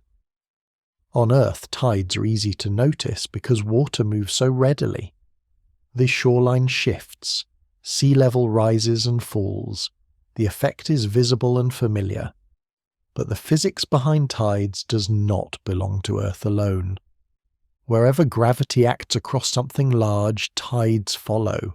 Once that idea is taken beyond our planet, tides stop being a coastal curiosity and become a universal feature of how worlds interact. Everywhere in the solar system where one body orbits close to another, gravitational differences stretch, squeeze, and flex matter. Sometimes the effects are subtle, sometimes they are dramatic. In many cases, they reshape entire worlds. One of the clearest examples lies far from Earth, orbiting the giant planet Jupiter. Io, one of Jupiter's largest moons, is the most volcanically active body known in the solar system. Its surface is constantly being resurfaced by lava flows, towering plumes of gas, and intense geological activity. This level of energy is astonishing for a moon roughly the size of Earth's moon. The source of that energy is not radioactive decay or leftover heat from formation. It is tides. Io orbits extremely close to Jupiter, a planet more than 300 times as massive as Earth. The gravitational pull from Jupiter on Io is enormous, and more importantly, it varies significantly across Io's diameter. As Io moves along its slightly elongated orbit, the strength and direction of Jupiter's tidal pull change.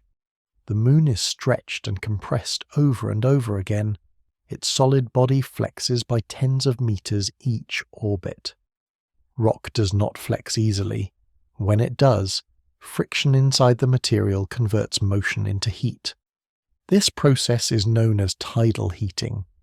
Inside Io, repeated tidal flexing generates vast amounts of internal heat. That heat melts rock, drives volcanism, and fuels the extraordinary activity seen on its surface. In this case, tides do not merely raise and lower a surface. They power an entire geological engine. Another moon of Jupiter, Europa, shows a different expression of the same phenomenon. Europa is slightly smaller than Earth's moon and is covered in a thick shell of ice. Beneath that ice, evidence strongly suggests the presence of a global ocean of liquid water. Here again, tidal forces play a central role. Europa's orbit around Jupiter subjects it to continuous tidal flexing. The ice shell fractures and shifts as the moon is stretched and relaxed. Cracks appear on the surface, some of them extending for hundreds of kilometers. The repeated motion prevents the ocean beneath from freezing solid. Tidal heating keeps water liquid far from the warmth of the sun. This discovery has profound implications. Liquid water is considered a key ingredient for life as it is understood. Europa's ocean exists not because of sunlight, but because of gravity acting unevenly across a moving body. Similar processes are thought to operate on other moons as well. Enceladus, a small moon of Saturn, ejects plumes of water vapor and ice particles from fractures near its south pole. These geysers feed Saturn's rings and reveal a warm, active interior. Once again, tidal heating provides the energy. In each of these cases, the underlying mechanism is the same as the one shaping Earth's tides. Gravity varies across an object. That variation causes stretching. Stretching leads to motion. Motion, when resisted, produces heat. The difference lies in scale and material. On Earth, the oceans respond visibly, while solid rock barely flexes. On Io, solid rock flexes so intensely that it melts. On Europa, ice cracks and water stays liquid beneath kilometers of frozen surface. Tides, then, are not limited to liquids. They act on anything that can deform, even slightly. Planetary scientists study these effects using a combination of observation, modeling, and spacecraft data. Missions sent by space agencies have transformed understanding of tidal processes beyond Earth. Flybys, orbital measurements, and long-term monitoring allow scientists to track how moons move, how their shapes change, and how heat flows through their interiors. Subtle changes in orbital motion reveal how energy is being exchanged through tides. These studies show that tides can influence orbital evolution as well. Over long periods, tidal interactions can alter the distances between bodies. Moons can slowly move outward or inward. Orbits can become more circular. Rotation rates can change until bodies become tidally locked, always showing the same face to their parent planet. Earth's moon itself is an example of this process. It rotates once for every orbit, keeping one side permanently facing Earth. This state is the result of tidal interactions over immense spans of time. In other systems, the same physics plays out differently. Some moons are locked, others are not. Some experience extreme heating, others remain cold and rigid. The outcome depends on distance, mass, internal structure, and orbital shape. Beyond moons, tides also affect planets orbiting stars. In tightly packed planetary systems, tidal forces can influence atmospheric circulation, internal heating, and even the long-term stability of orbits. Some exoplanets orbit so close to their stars that tidal forces stretch them into elongated shapes and lock their rotations in place. In extreme cases, tidal forces can tear objects apart entirely. When a star passes too close to a black hole, tidal forces can overwhelm its internal gravity, pulling it apart in a process observed by astronomers across vast distances. These dramatic events operate on the same principle as Earth's gentle tides. The difference is not kind, but degree. Across the universe, gravity does not pull evenly on large objects. Whenever that unevenness exists, tides appear. Seen this way, Earth's tides are not a special case. They are one example of a universal phenomenon made visible by water. What makes Earth distinctive is not that tides exist here, but that they are mild enough to be familiar and strong enough to be noticed. They shape coastlines without destroying them. They influence life without overwhelming it.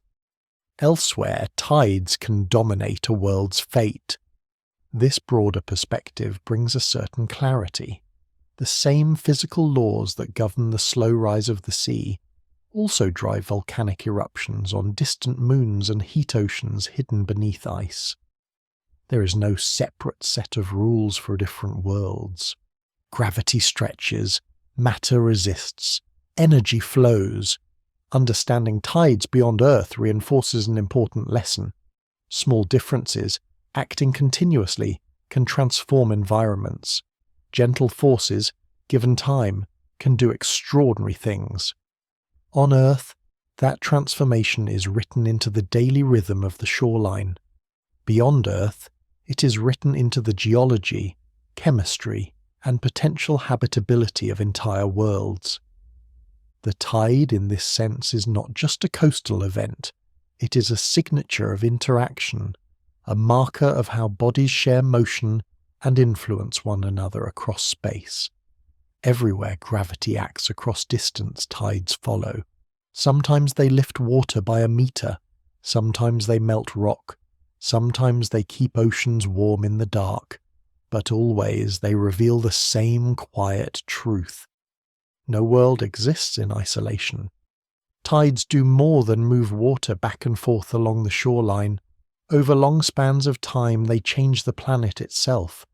Each day, as the ocean rises and falls, energy is moved, redirected, and gradually lost. The motion looks gentle, but it is not perfectly efficient. Water flowing across the seafloor creates friction. Currents interact with coastlines. Turbulence forms in shallow seas and narrow channels. All of this converts ordered motion into heat. This process is known as tidal friction. Tidal friction does not stop the tides. It subtly reshapes what happens to the energy that drives them. Instead of being fully returned to the Earth-Moon system, a small fraction of tidal energy is dissipated as heat within the oceans and along the seafloor. On a single day, that loss is negligible. Over millions and billions of years, it becomes profound. To see why, it helps to think about Earth's rotation. The planet spins once every day, carrying continents beneath the tidal bulges created by the Moon. Because of friction, those bulges do not line up perfectly with the Earth-Moon line. They are dragged slightly ahead by Earth's rotation. This small offset matters. The misaligned bulges exert a gravitational pull back on the Moon. That pull transfers energy and angular momentum from Earth's rotation into the Moon's orbit. Earth loses a tiny amount of rotational energy. The Moon gains a tiny amount of orbital energy. The exchange is slow but relentless. As a result, Earth's rotation is gradually slowing. Days are getting longer. This change is far too small to notice within a human lifetime. The length of the day increases by only a few milliseconds per century. But over geological time, the effect accumulates. Evidence for this comes from several sources. Ancient coral fossils preserve daily growth rings that record how many days occurred in a year, hundreds of millions of years ago. These records show that Earth once rotated faster, with shorter days and more days per year. Long ago, a day on Earth lasted only around 22 hours. Earlier still, it was even shorter. At the same time, the Moon is slowly drifting away. As Earth transfers angular momentum to the Moon's orbit expands. The Moon moves outward by a few centimeters each year. This recession has been measured directly using laser ranging experiments that bounce light off reflectors placed on the Moon's surface. Again, the change is tiny on human timescales, but over billions of years it adds up to a dramatic shift. Early in Earth's history, the Moon was much closer than it is today. Tides were stronger, the ocean rose higher and fell lower, energy dissipation was greater. Earth's rotation slowed more rapidly. As the Moon moved farther away, tidal forces weakened. Energy loss became more gradual. The system evolved toward its current state. This long-term exchange is governed by a fundamental physical principle known as conservation of angular momentum. Angular momentum is a measure of rotational motion. In a closed system, The total angular momentum remains constant unless acted on by an external influence. The Earth-Moon system is effectively isolated, which means that changes in one part must be balanced by changes elsewhere. When Earth loses rotational angular momentum, the Moon must gain orbital angular momentum. There is no alternative destination for it. This conservation principle ties the slowing of Earth's rotation directly to the Moon's outward drift. They are not separate phenomena. They are two sides of the same exchange. Importantly, this does not mean energy is conserved in the same way. While angular momentum is redistributed, energy is dissipated. Tidal friction converts some of the system's mechanical energy into heat, which is lost to the environment. This is why the Earth-Moon system evolves rather than cycling endlessly in the same state. Over immense spans of time, this evolution leads toward a stable configuration. If allowed to proceed indefinitely, Earth's rotation would slow until one side of the planet always faced the Moon, just as the Moon already shows only one face to Earth. In that distant future, tides would largely cease. The ocean would no longer be dragged across the planet's surface by rotation. Energy dissipation would be minimal. The system would reach a quiet equilibrium. That state is trillions of years away and will never be reached in practice. Other changes will intervene long before then. But the direction of evolution is clear. Tides are not static features. They are part of a slow transformation. This perspective places tides within the broader story of planetary evolution. They are not merely daily motions repeating endlessly. They are mechanisms through which planets exchange energy and momentum with their companions. Similar processes occur elsewhere. Moons become tidally locked to their planets. Planetary rotations slow. Orbits shift. In tightly bound systems, tidal interactions can dominate long-term behavior. On Earth, the effects are subtle enough to coexist with life. The gradual lengthening of the day is unfolded slowly, allowing biological rhythms to adapt. The weakening of tides has reshaped coastlines over geological time without destabilizing the planet. The fact that this process is measurable today highlights its continuity. The tides seen now are part of the same interaction that has been unfolding since the Moon first formed. Nothing about the daily rise and fall of the sea is temporary in the human sense, but nothing about it is truly permanent either. The shoreline moves each day. The planet changes over ages. Tidal friction quietly links these timescales together.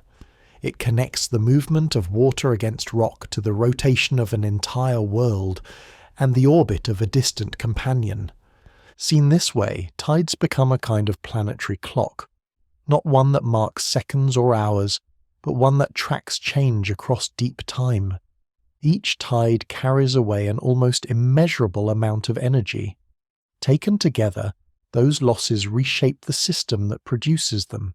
The ocean does not simply respond to gravity.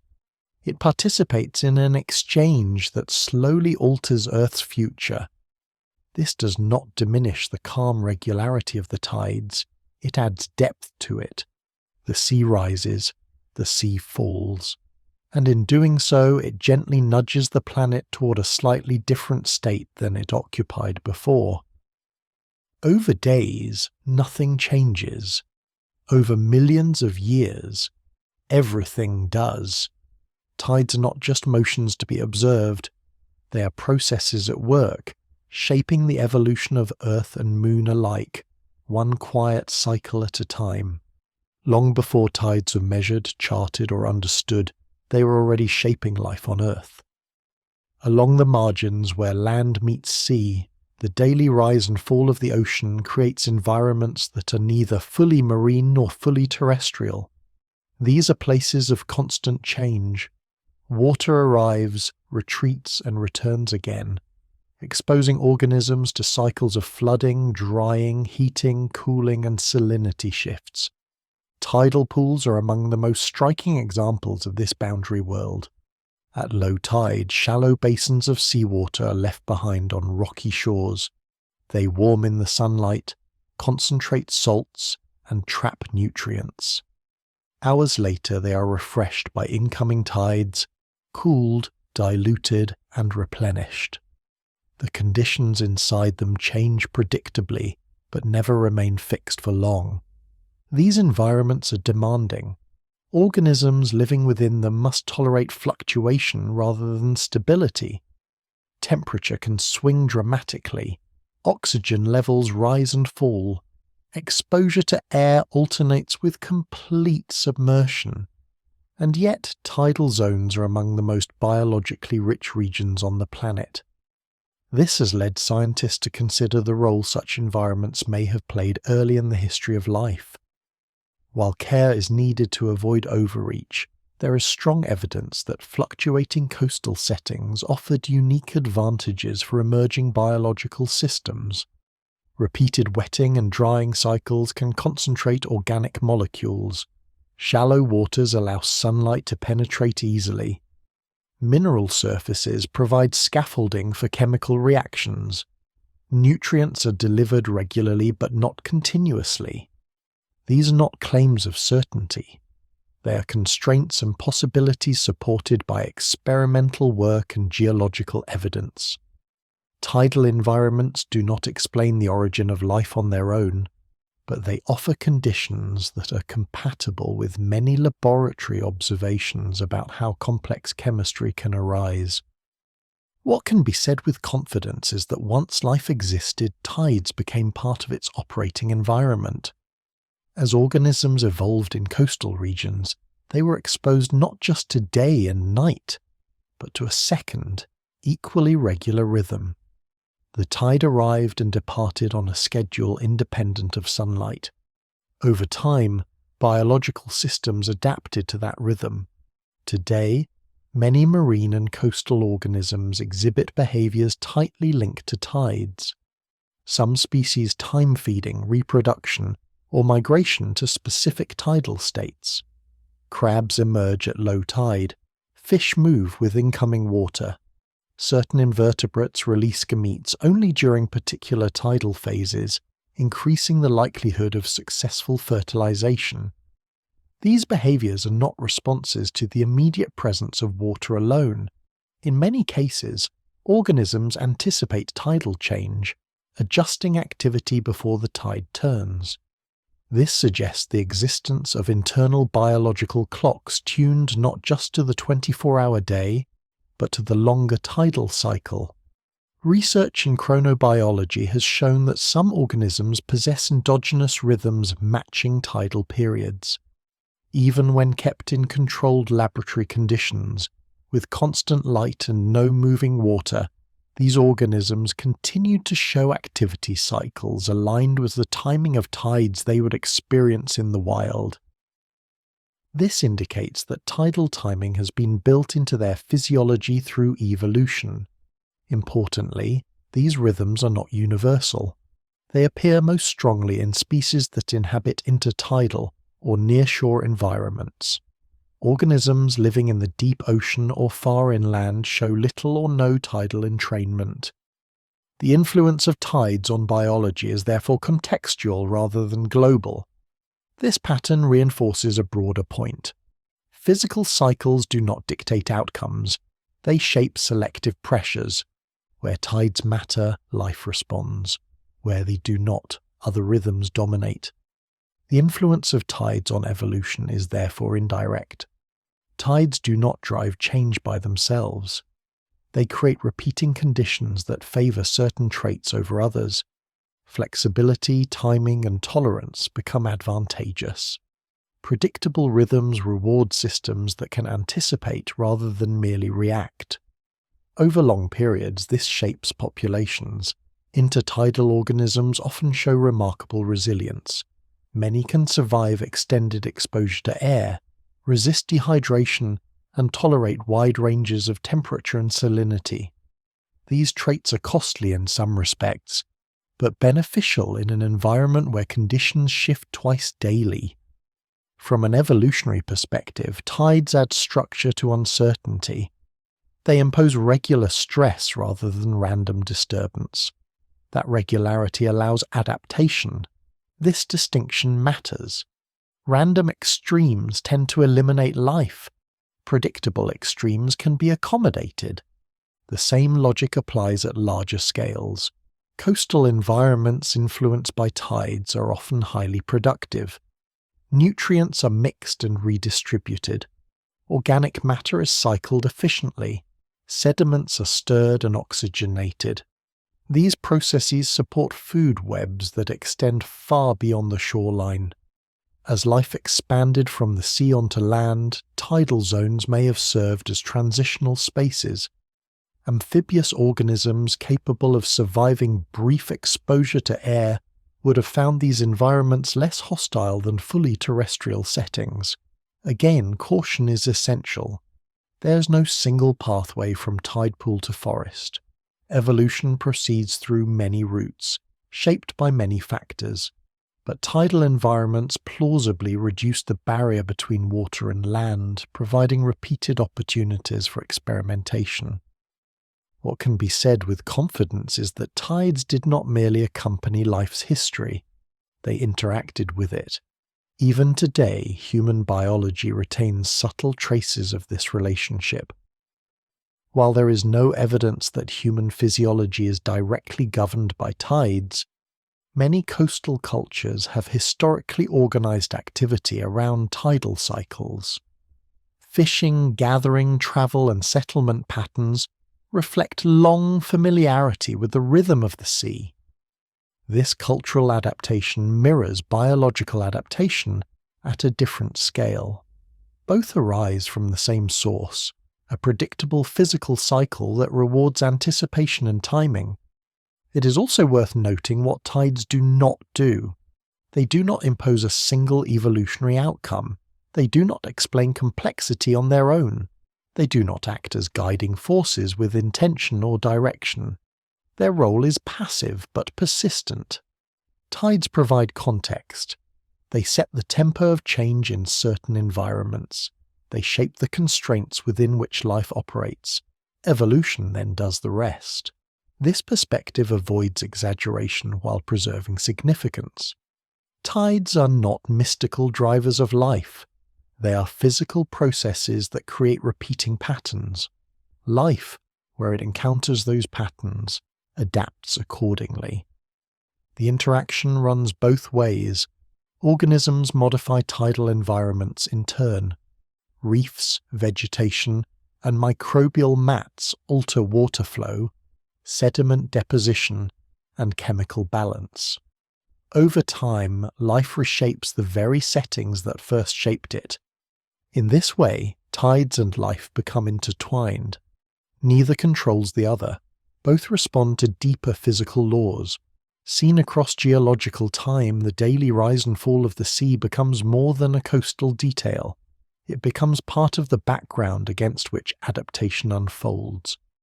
The shoreline is not just a boundary, it is a dynamic zone, repeatedly reset, offering both challenge and opportunity. Tides ensure that this zone never settles into equilibrium. Conditions are always changing, but never without pattern. For life, that combination matters. The sea advances, the sea retreats, and in doing so it creates a rhythm that living systems have learned to live within, respond to, and in many cases, quietly depend upon. Not as a cause of life, but as a companion to it, present from early chapters to the present day, shaping the margins where change is possible. The tide is always moving, but understanding it requires stillness. To know how the sea rises and falls, someone has to stop and watch it carefully, not for a day or a week, but for years. Long before satellites and computers, this careful watching began along coastlines, where simple measurements slowly turned motion into knowledge. The earliest tide measurements were straightforward: a marked pole fixed into the seabed, a scale carved into stone, a reference line on a harbour wall. As the water rose and fell, its height could be read against a fixed point. Over time, patterns emerged. These early tide gauges did not explain why tides occurred, but they revealed how reliable they were. Records showed that high water arrived at predictable times, that its height followed repeating cycles, and that certain days consistently brought stronger tides than others. Mariners, merchants, and coastal planners began to depend on these records. Some of the longest continuous tide gauge records in the world date back hundreds of years. In places like Amsterdam, Liverpool, and Stockholm, measurements were taken carefully and preserved across generations. These records are invaluable. They allow scientists to compare the behavior of the sea across centuries, revealing slow changes that would otherwise be invisible. Tide gauges work by measuring sea level relative to the land. This is both their strength and their limitation. They are excellent at capturing local tidal behavior. They show exactly how water moves at a specific place, shaped by local geography and basin structure. But because they are fixed to land, they also record any movement of the land itself. If the ground is slowly rising or sinking, the gauge cannot distinguish that from a change in sea level. For a long time, this limitation was unavoidable. Measurement meant anchoring instruments to the coast. Understanding tides meant understanding them one place at a time. That changed when observation moved into space. Satellite altimetry transformed the study of tides by allowing sea level to be measured from above, across the entire globe. Satellites equipped with radar instruments send pulses toward Earth's surface and measure the time it takes for the signal to return. From that timing, the height of the ocean surface can be calculated with remarkable precision. This approach has several advantages. It does not depend on coastlines. It does not move with the land. It provides a global picture of how the ocean's surface changes, not just at the edges, but across open basins as well. With satellite data, scientists can map the shape of tidal bulges as they move around the planet. They can see how tidal waves propagate through different ocean basins, how they bend around continents, and how they interact with underwater features invisible from the shore. This global perspective confirmed many ideas developed from theory and coastal observation.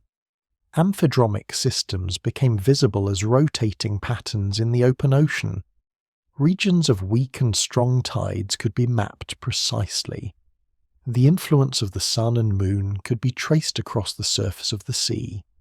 Modern oceanography relies on a combination of these approaches.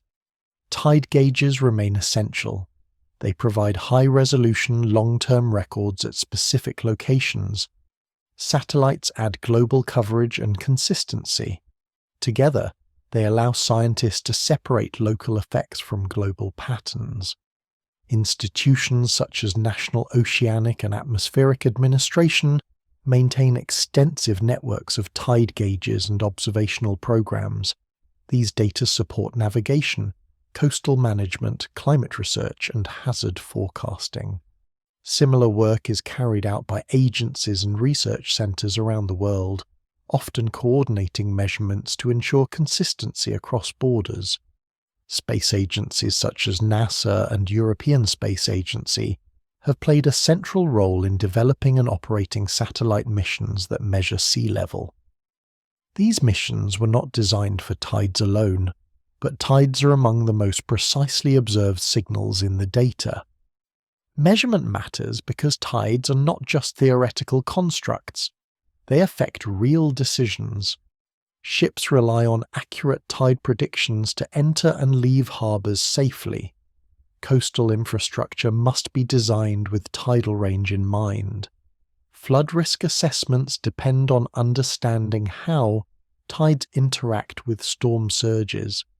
Even renewable energy projects that harness tidal motion require precise knowledge of timing and strength. Prediction is only as good as observation.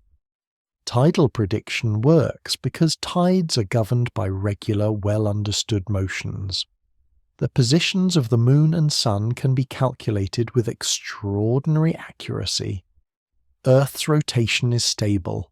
Once the response of a particular location to tidal forcing is known, future tides can be forecast reliably. This is why tide tables work. They are built from a combination of physics and observation. The astronomical components determine the timing of tidal forces.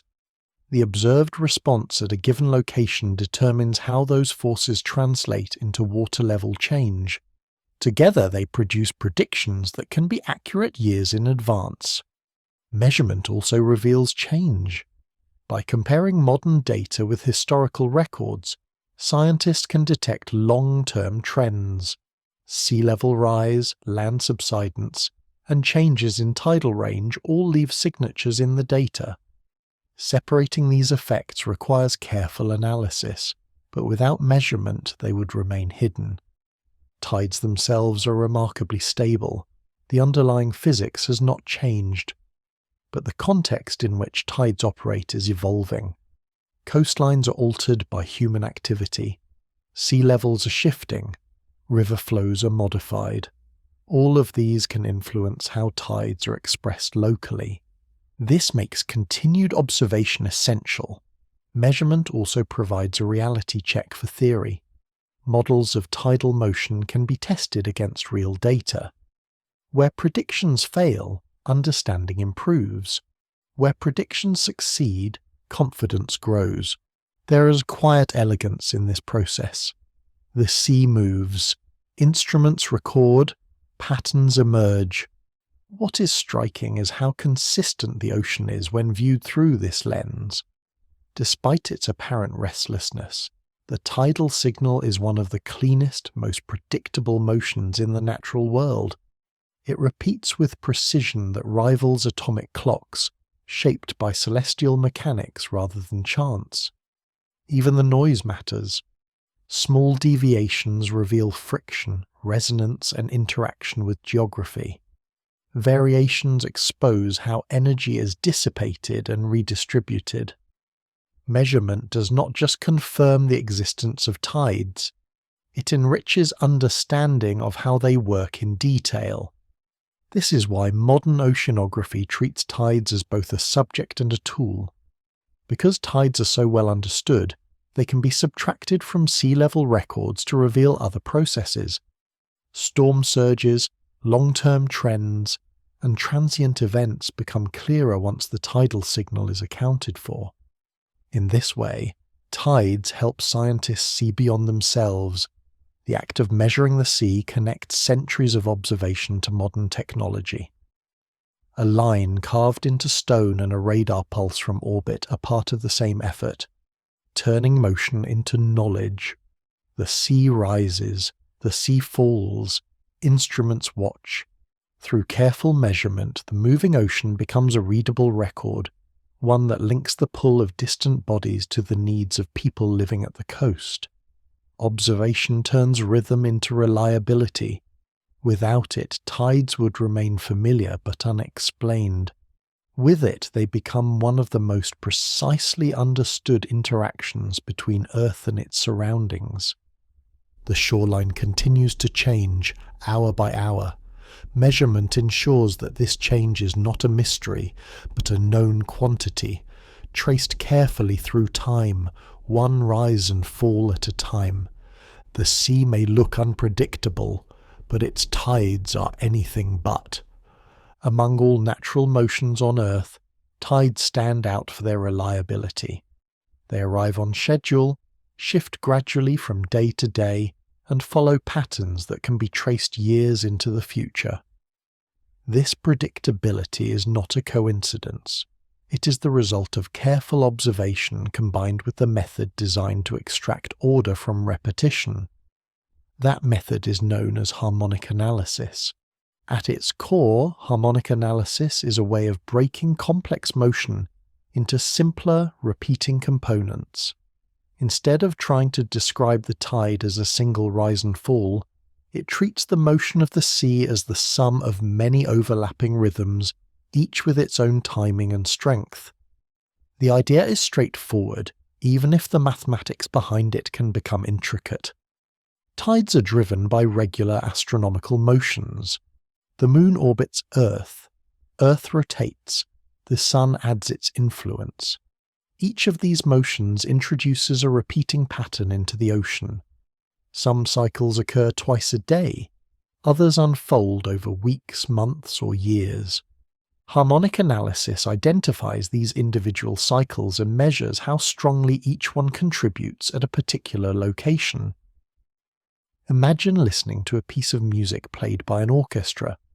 What reaches the ear is a single sound, but that sound is made up of many instruments playing different notes at different times. Harmonic analysis works in much the same way. It separates the combined motion of the tide into its underlying notes. Each harmonic represents a specific tidal influence. Some correspond to the moon's daily effect. Others reflect the sun's contribution. Still others arise from the interaction between these forces and Earth's rotation. Once these harmonics are identified, they can be recombined to reconstruct the tide with remarkable accuracy. The strength of this approach lies in repetition. Tidal cycles repeat over and over again. The more data that is available, the more precisely each harmonic can be measured. This is why long records matter. A few days of observation reveal only the most obvious patterns. Months reveal more. Years reveal subtle cycles that would otherwise remain hidden. Records spanning decades allow scientists to separate overlapping influences that operate on similar timescales. They also help distinguish stable tidal signals from temporary disturbances such as storms or unusual weather. The longer the record, the clearer the signal. This is why historical tide gauge data remains so valuable. Each additional year of measurement refines understanding of how a specific location responds to tidal forcing. The physics does not change, but the precision improves. Once the harmonic components are known, prediction becomes straightforward. Because the positions of the moon and sun can be calculated with extraordinary accuracy, the timing of each harmonic into the future is known. By adding the contributions of all relevant harmonics together, future tides can be predicted with confidence. This process does not require guessing or adjustment. It relies on known motions and measured responses. In this sense, tidal prediction is not about forecasting in the way weather prediction is. Weather is chaotic and sensitive to small changes. Tides are governed by stable celestial mechanics. Given the same conditions, they repeat. Modern tidal prediction combines harmonic analysis with physical modelling.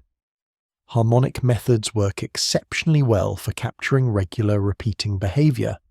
Physical models add another layer, simulating how water moves through complex basins, interacts with coastlines, and responds to friction. Together, these approaches provide both accuracy and insight. Applied physics plays a central role here. Models incorporate Earth's rotation, basin geometry, depth variation, and frictional effects. They simulate how tidal waves propagate, reflect, and dissipate energy. These simulations help explain why harmonics have the strengths they do in particular locations. Importantly, complexity is not the goal. While the models themselves can be sophisticated, the outcome is deliberately practical. What matters is not reproducing every detail of ocean motion, but capturing the parts that matter for prediction. This focus on reliability over complexity is what makes tidal prediction so successful. Tide tables do not need to explain why a tide occurs at a particular time. They need to say when it will occur and how high the water will be. Harmonic analysis delivers exactly that. The results speak for themselves. Tidal predictions made years in advance routinely match observations to within centimetres and minutes. For many locations, they are among the most accurate predictions in all of science. This reliability has practical consequences. Navigation depends on knowing when water will be deep enough for ships to pass safely. Coastal engineering relies on predicted tidal ranges to design structures that can withstand repeated flooding. Emergency planning uses tidal forecasts to assess flood risk when storms coincide with high water. Even scientific research depends on accurate tidal predictions. When studying sea level rise, tides must be removed from the data to reveal long-term trends. Without precise tidal models, those trends would be obscured. Prediction also allows for confidence. Coastal communities can plan activities knowing that the sea will behave as expected. Fishers, harbour masters and engineers all rely on the same underlying calculations. The trust placed in tide tables reflects generations of successful prediction.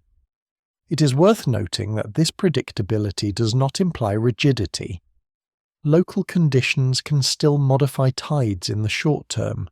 Strong winds can pile water against a coast. Atmospheric pressure can raise or lower sea level slightly. River flow can affect estuaries. These effects are real, but they sit on top of the tidal signal rather than replacing it. The tide provides the baseline. Other influences add variation. This distinction is important. When people notice that the sea level is higher or lower than predicted, it does not mean the tide table was wrong. It means something else was acting in addition to the tide. The underlying tidal motion remains intact. This layered understanding is one reason tidal science has endured. It accommodates complexity without sacrificing clarity. The basic structure is simple. The details are added where needed. The predictability of tides also serves as a reminder of something broader. Not all natural systems are chaotic. Some are governed by regular motion so stable that it can be traced centuries into the future.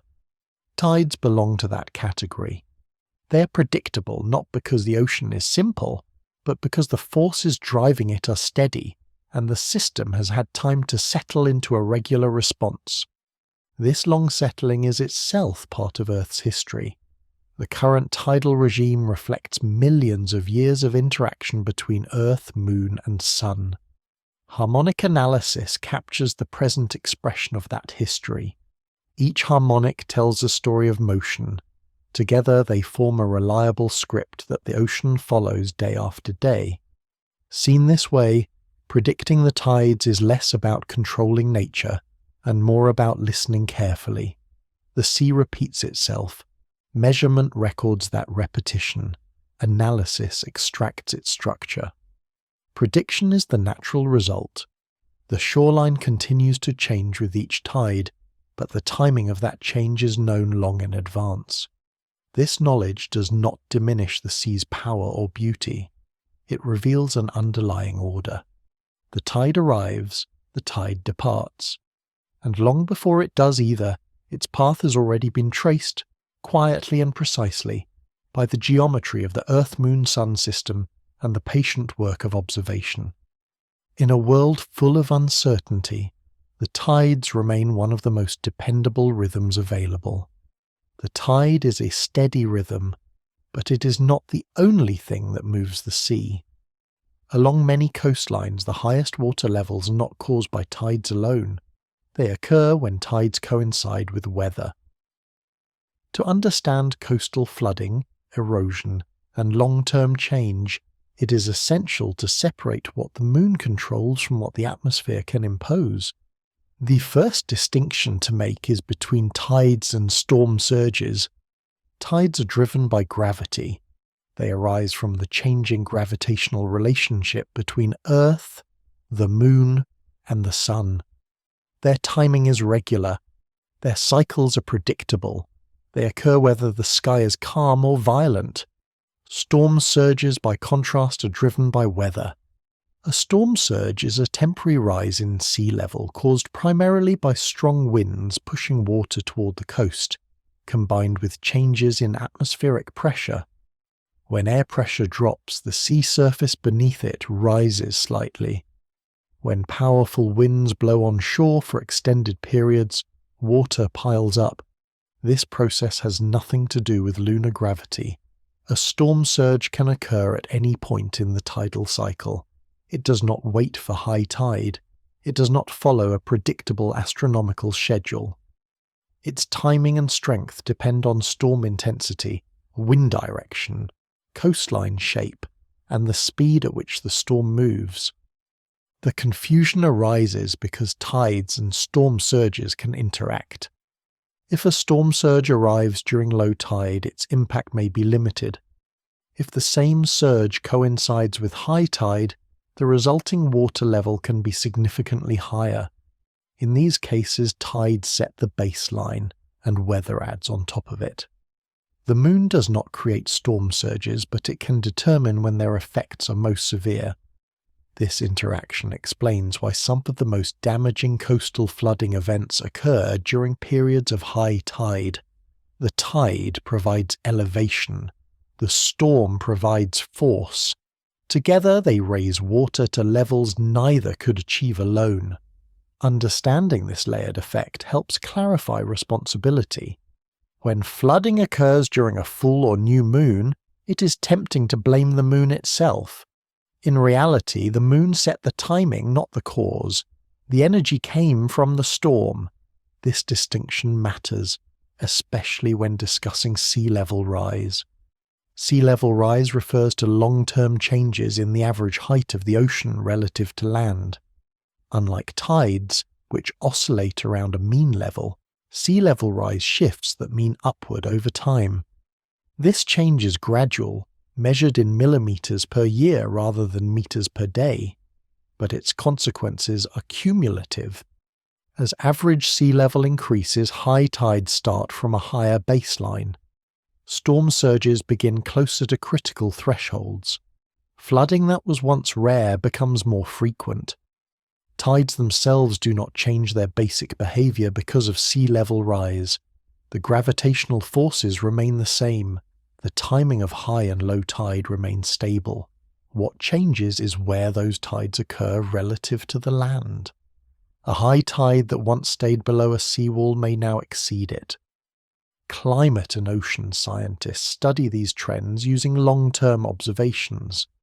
Organizations such as Intergovernmental Panel on Climate Change assess global sea level changes by combining satellite measurements, tide gauge records, and physical understanding of ocean expansion and ice melt. National agencies such as National Oceanic and Atmospheric Administration monitor regional variations and provide coastal risk assessments. These studies show that sea level rise is not uniform. Some regions experience faster change than others due to ocean circulation patterns, land movement, and local geography. This unevenness complicates the interaction between tides and flooding. In areas where land is subsiding, even modest sea level rise can have outsized effects.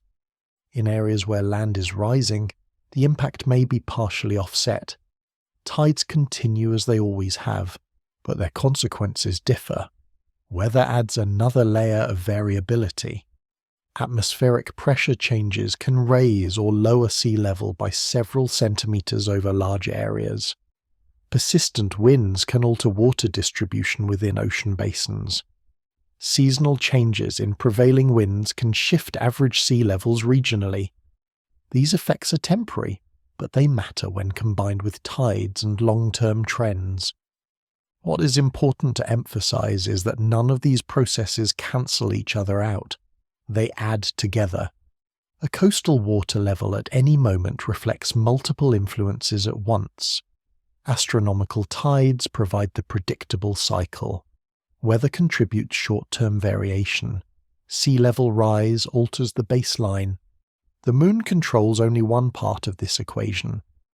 This helps correct a common misconception. The moon does not cause extreme flooding events on its own. It does not generate storms. It does not raise sea level permanently. Its role is specific and limited, even though it is essential to the tidal rhythm. Understanding these limits is reassuring. It means tides remain predictable even as other conditions change. Tide tables do not become obsolete because of sea level rise. They remain accurate descriptions of tidal timing and relative height. What changes is how those tides interact with the coast. This layered understanding is crucial for planning. Coastal engineers, urban planners, and emergency managers rely on separating tidal effects from weather effects. Knowing when a high tide will occur allows them to assess whether an approaching storm poses a serious risk. Without that separation, decision-making would be guesswork. It also helps frame public discussion more clearly. When flooding increases, it is tempting to attribute the change to a single cause. In reality, it usually reflects the interaction of several slow and fast processes acting together. The tide is not becoming more aggressive. Storms are not following lunar commands. Sea level is not rising because of celestial alignment. Each factor has its own cause, timescale, and mechanism. The calm regularity of the tide can even be helpful in this context. Because tides are so well understood, they provide a stable reference against which other changes can be measured. Scientists can remove the tidal signal from sea level data to reveal trends driven by climate and weather. In this way, tides help clarify rather than confuse. They offer a steady backdrop against which variability becomes visible. Seen from this perspective, the moon's influence is both powerful and limited. It shapes the daily rise and fall of the sea with extraordinary consistency. But it does not govern storms, dictate climate, or control long-term sea level. Those processes belong to the atmosphere, the oceans, and the slow exchange of energy within Earth's system. Understanding where tidal influence ends helps prevent misunderstanding where it does not apply. The sea responds to many forces at once. Gravity sets the rhythm. Wind adds emphasis. Long-term change shifts the stage. Together, they produce the coastal conditions experienced today. The tide arrives as expected. The storm may or may not. The baseline continues to shift slowly beneath both. Clarity comes from recognizing each role and its limits. The moon moves the tides faithfully and predictably. The rest of the story belongs to Earth itself. The tide never finishes. It rises, it falls, and then it does it again. Not because anything has decided to repeat the motion, but because nothing has stopped it. The forces that create tides do not switch on and off. They persist, quietly and continuously, shaping the ocean whether anyone is watching or not. At its heart, the tide is a conversation. Earth moves. The moon responds. The sun adds its influence. Gravity links them together across space, not as a command, but as a relationship. Each body follows its path, and the ocean records the outcome of that shared motion. This is why tides feel both familiar and distant. They happen close to home, along beaches and harbours, but their cause lies far beyond the shoreline. Every rise and fall reflects the geometry of bodies separated by hundreds of thousands of kilometres, moving in patterns that change only slowly. Nothing about this process is rushed. The moon takes more than 27 days to complete an orbit. Earth takes a year to circle the sun. Over human timescales, these motions feel constant. Over geological time, they drift, adjust, and evolve. Yet through all of that change, the underlying rules remain stable. Gravity does not grow tired. It does not weaken from repetition. It follows the same relationships it always has, shaping motion in ways that can be traced, measured, and predicted. This reliability is one of the quiet strengths of physical law. The ocean trusts it. Water moves because it can. It responds because it must. Given the freedom to flow, It redistributes itself in response to even subtle differences in force. Over hours, this creates tides. Over ages, it reshapes coastlines. What looks like a daily habit is also a record of patience. Each tide carries away a small amount of energy. Each cycle shifts matter by a tiny amount. No single rise or fall matters much on its own. Taken together, they accumulate into something meaningful. This slow accumulation is easy to overlook. Human attention is drawn to sudden change. Storms, waves, floods, and dramatic surges feel important because they demand immediate response. Tides rarely do. They unfold on a schedule that does not hurry and does not surprise, but it is precisely this steadiness that gives tides their influence. Because the motion is predictable, life adapts to it. Because it is persistent, it shapes land over long periods. Because it is reliable, it becomes a reference against which other changes are measured. The shoreline is never quite the same from one moment to the next, yet it follows a pattern that is deeply stable. This balance between motion and consistency reflects something broader about the physical world. Many of the most powerful processes are not explosive or dramatic. They operate through repetition. They act gently but continuously. They change things not by force, but by persistence. Tides belong to this category. They are not events, they are conditions. The moon does not pull harder on some days than others. Earth does not suddenly respond differently. The system evolves gradually, guided by conservation laws and geometry, rather than intention. This lack of intention matters. There is no goal built into the tide. It is not trying to erode a cliff, nourish an ecosystem, or slow the planet's rotation. These outcomes arise because the motion exists, not because it is aimed at them. Understanding this removes the need for drama. The ocean is not restless. It is responsive. It responds to a gravitational landscape that changes slowly and predictably. It responds to boundaries imposed by continents and sea floors. It responds to friction and resistance. It does not resist the process. It expresses it. Seen this way, the tide becomes a way of listening to the universe at work. The regularity of the motion reflects the regularity of the laws behind it. These slight variations reflect changing geometry rather than instability. Even the long-term changes, such as the slowing of Earth's rotation or the outward drift of the moon, follow clear principles. Nothing about this requires urgency. The day lengthens by milliseconds over centuries. The moon recedes by centimeters each year. Coastlines shift over generations. These changes are real, but they unfold on timescales that encourage patience rather than alarm. This perspective can be grounding. It reminds the listener that not all change is sudden, and not all influence is loud. Some of the most reliable forces operate quietly, shaping the world through repetition rather than disruption. The tide does not announce itself, it simply arrives. And because it arrives, whether or not it is noticed, it offers a kind of reassurance.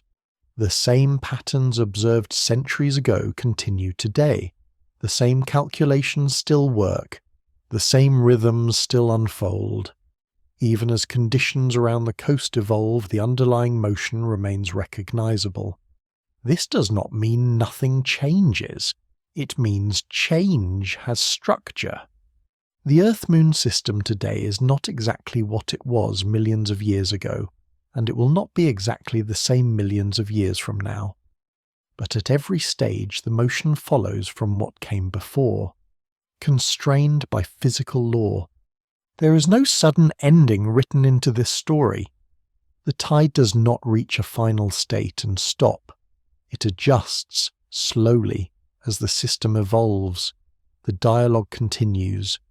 This open-endedness is part of what makes the subject quietly compelling. There is always another cycle, another alignment, another gradual shift. Understanding tides does not lead to a final answer that closes the topic. It leads to a clearer sense of how motion persists. The sea rises, the sea falls, the reasons remain, even as the details shift. That continuity can feel calming. In a world often framed by urgency, the tide offers an example of change without haste. It shows how systems can evolve without losing coherence. It demonstrates how complexity can arise from simple, stable relationships. Nothing needs to be resolved. The tide does not ask to be concluded, it asks only to be observed. And as it continues, hour after hour, year after year, it carries with it the quiet assurance that some processes are dependable precisely because they never stop. The pull remains, not as a force demanding attention, but as a steady presence shaping the ocean, the land, and the long arc of planetary history, one gentle rise and fall at a time. The question that began this journey was a simple one. How does something distant and silent move the sea? At first glance, the idea feels almost implausible. The moon hangs in the sky, unchanged from night to night, while the ocean below seems restless and alive. One feels remote, the other immediate. And yet, day after day, the water responds, not because it is pulled like a rope or summoned like a tide of emotion, but because it exists within a relationship that never pauses.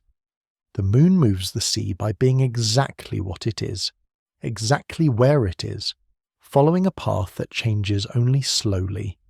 Earth moves beneath that influence, carrying oceans that are free to flow. Gravity does the rest, quietly translating geometry into motion. Seen this way, tides are not a special case. They are a visible example of something more general.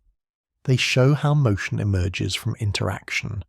Gravity alone does not create tides. Motion alone does not create tides.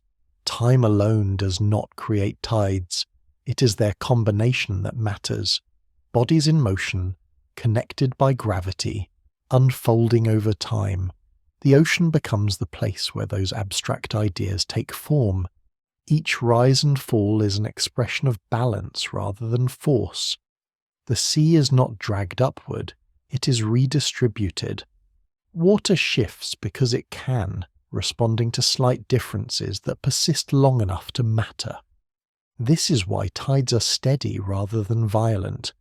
The differences involved are small, but they act continuously. Over hours they raise shorelines. Over ages they reshape planets. Understanding this does not flatten the experience of the tide, it deepens it. Knowing that the same physical principles governing distant moons and planets are at work along a familiar beach adds context rather than removing meaning. The movement becomes part of something larger, not something explained away. Explanation in this sense does not compete with wonder, it refines it. The more clearly the mechanism is understood, the more remarkable its restraint appears. Gravity does not surge, it does not fluctuate wildly, it follows simple relationships with extraordinary consistency. The complexity arises not from chaos, but from persistence. That persistence is what gives tides their character. They do not rush, they do not surprise, they do not require constant attention to exist, they simply continue, whether they are observed or not. This quiet reliability is one of the defining features of physical law. The same equations that described tides centuries ago still apply today.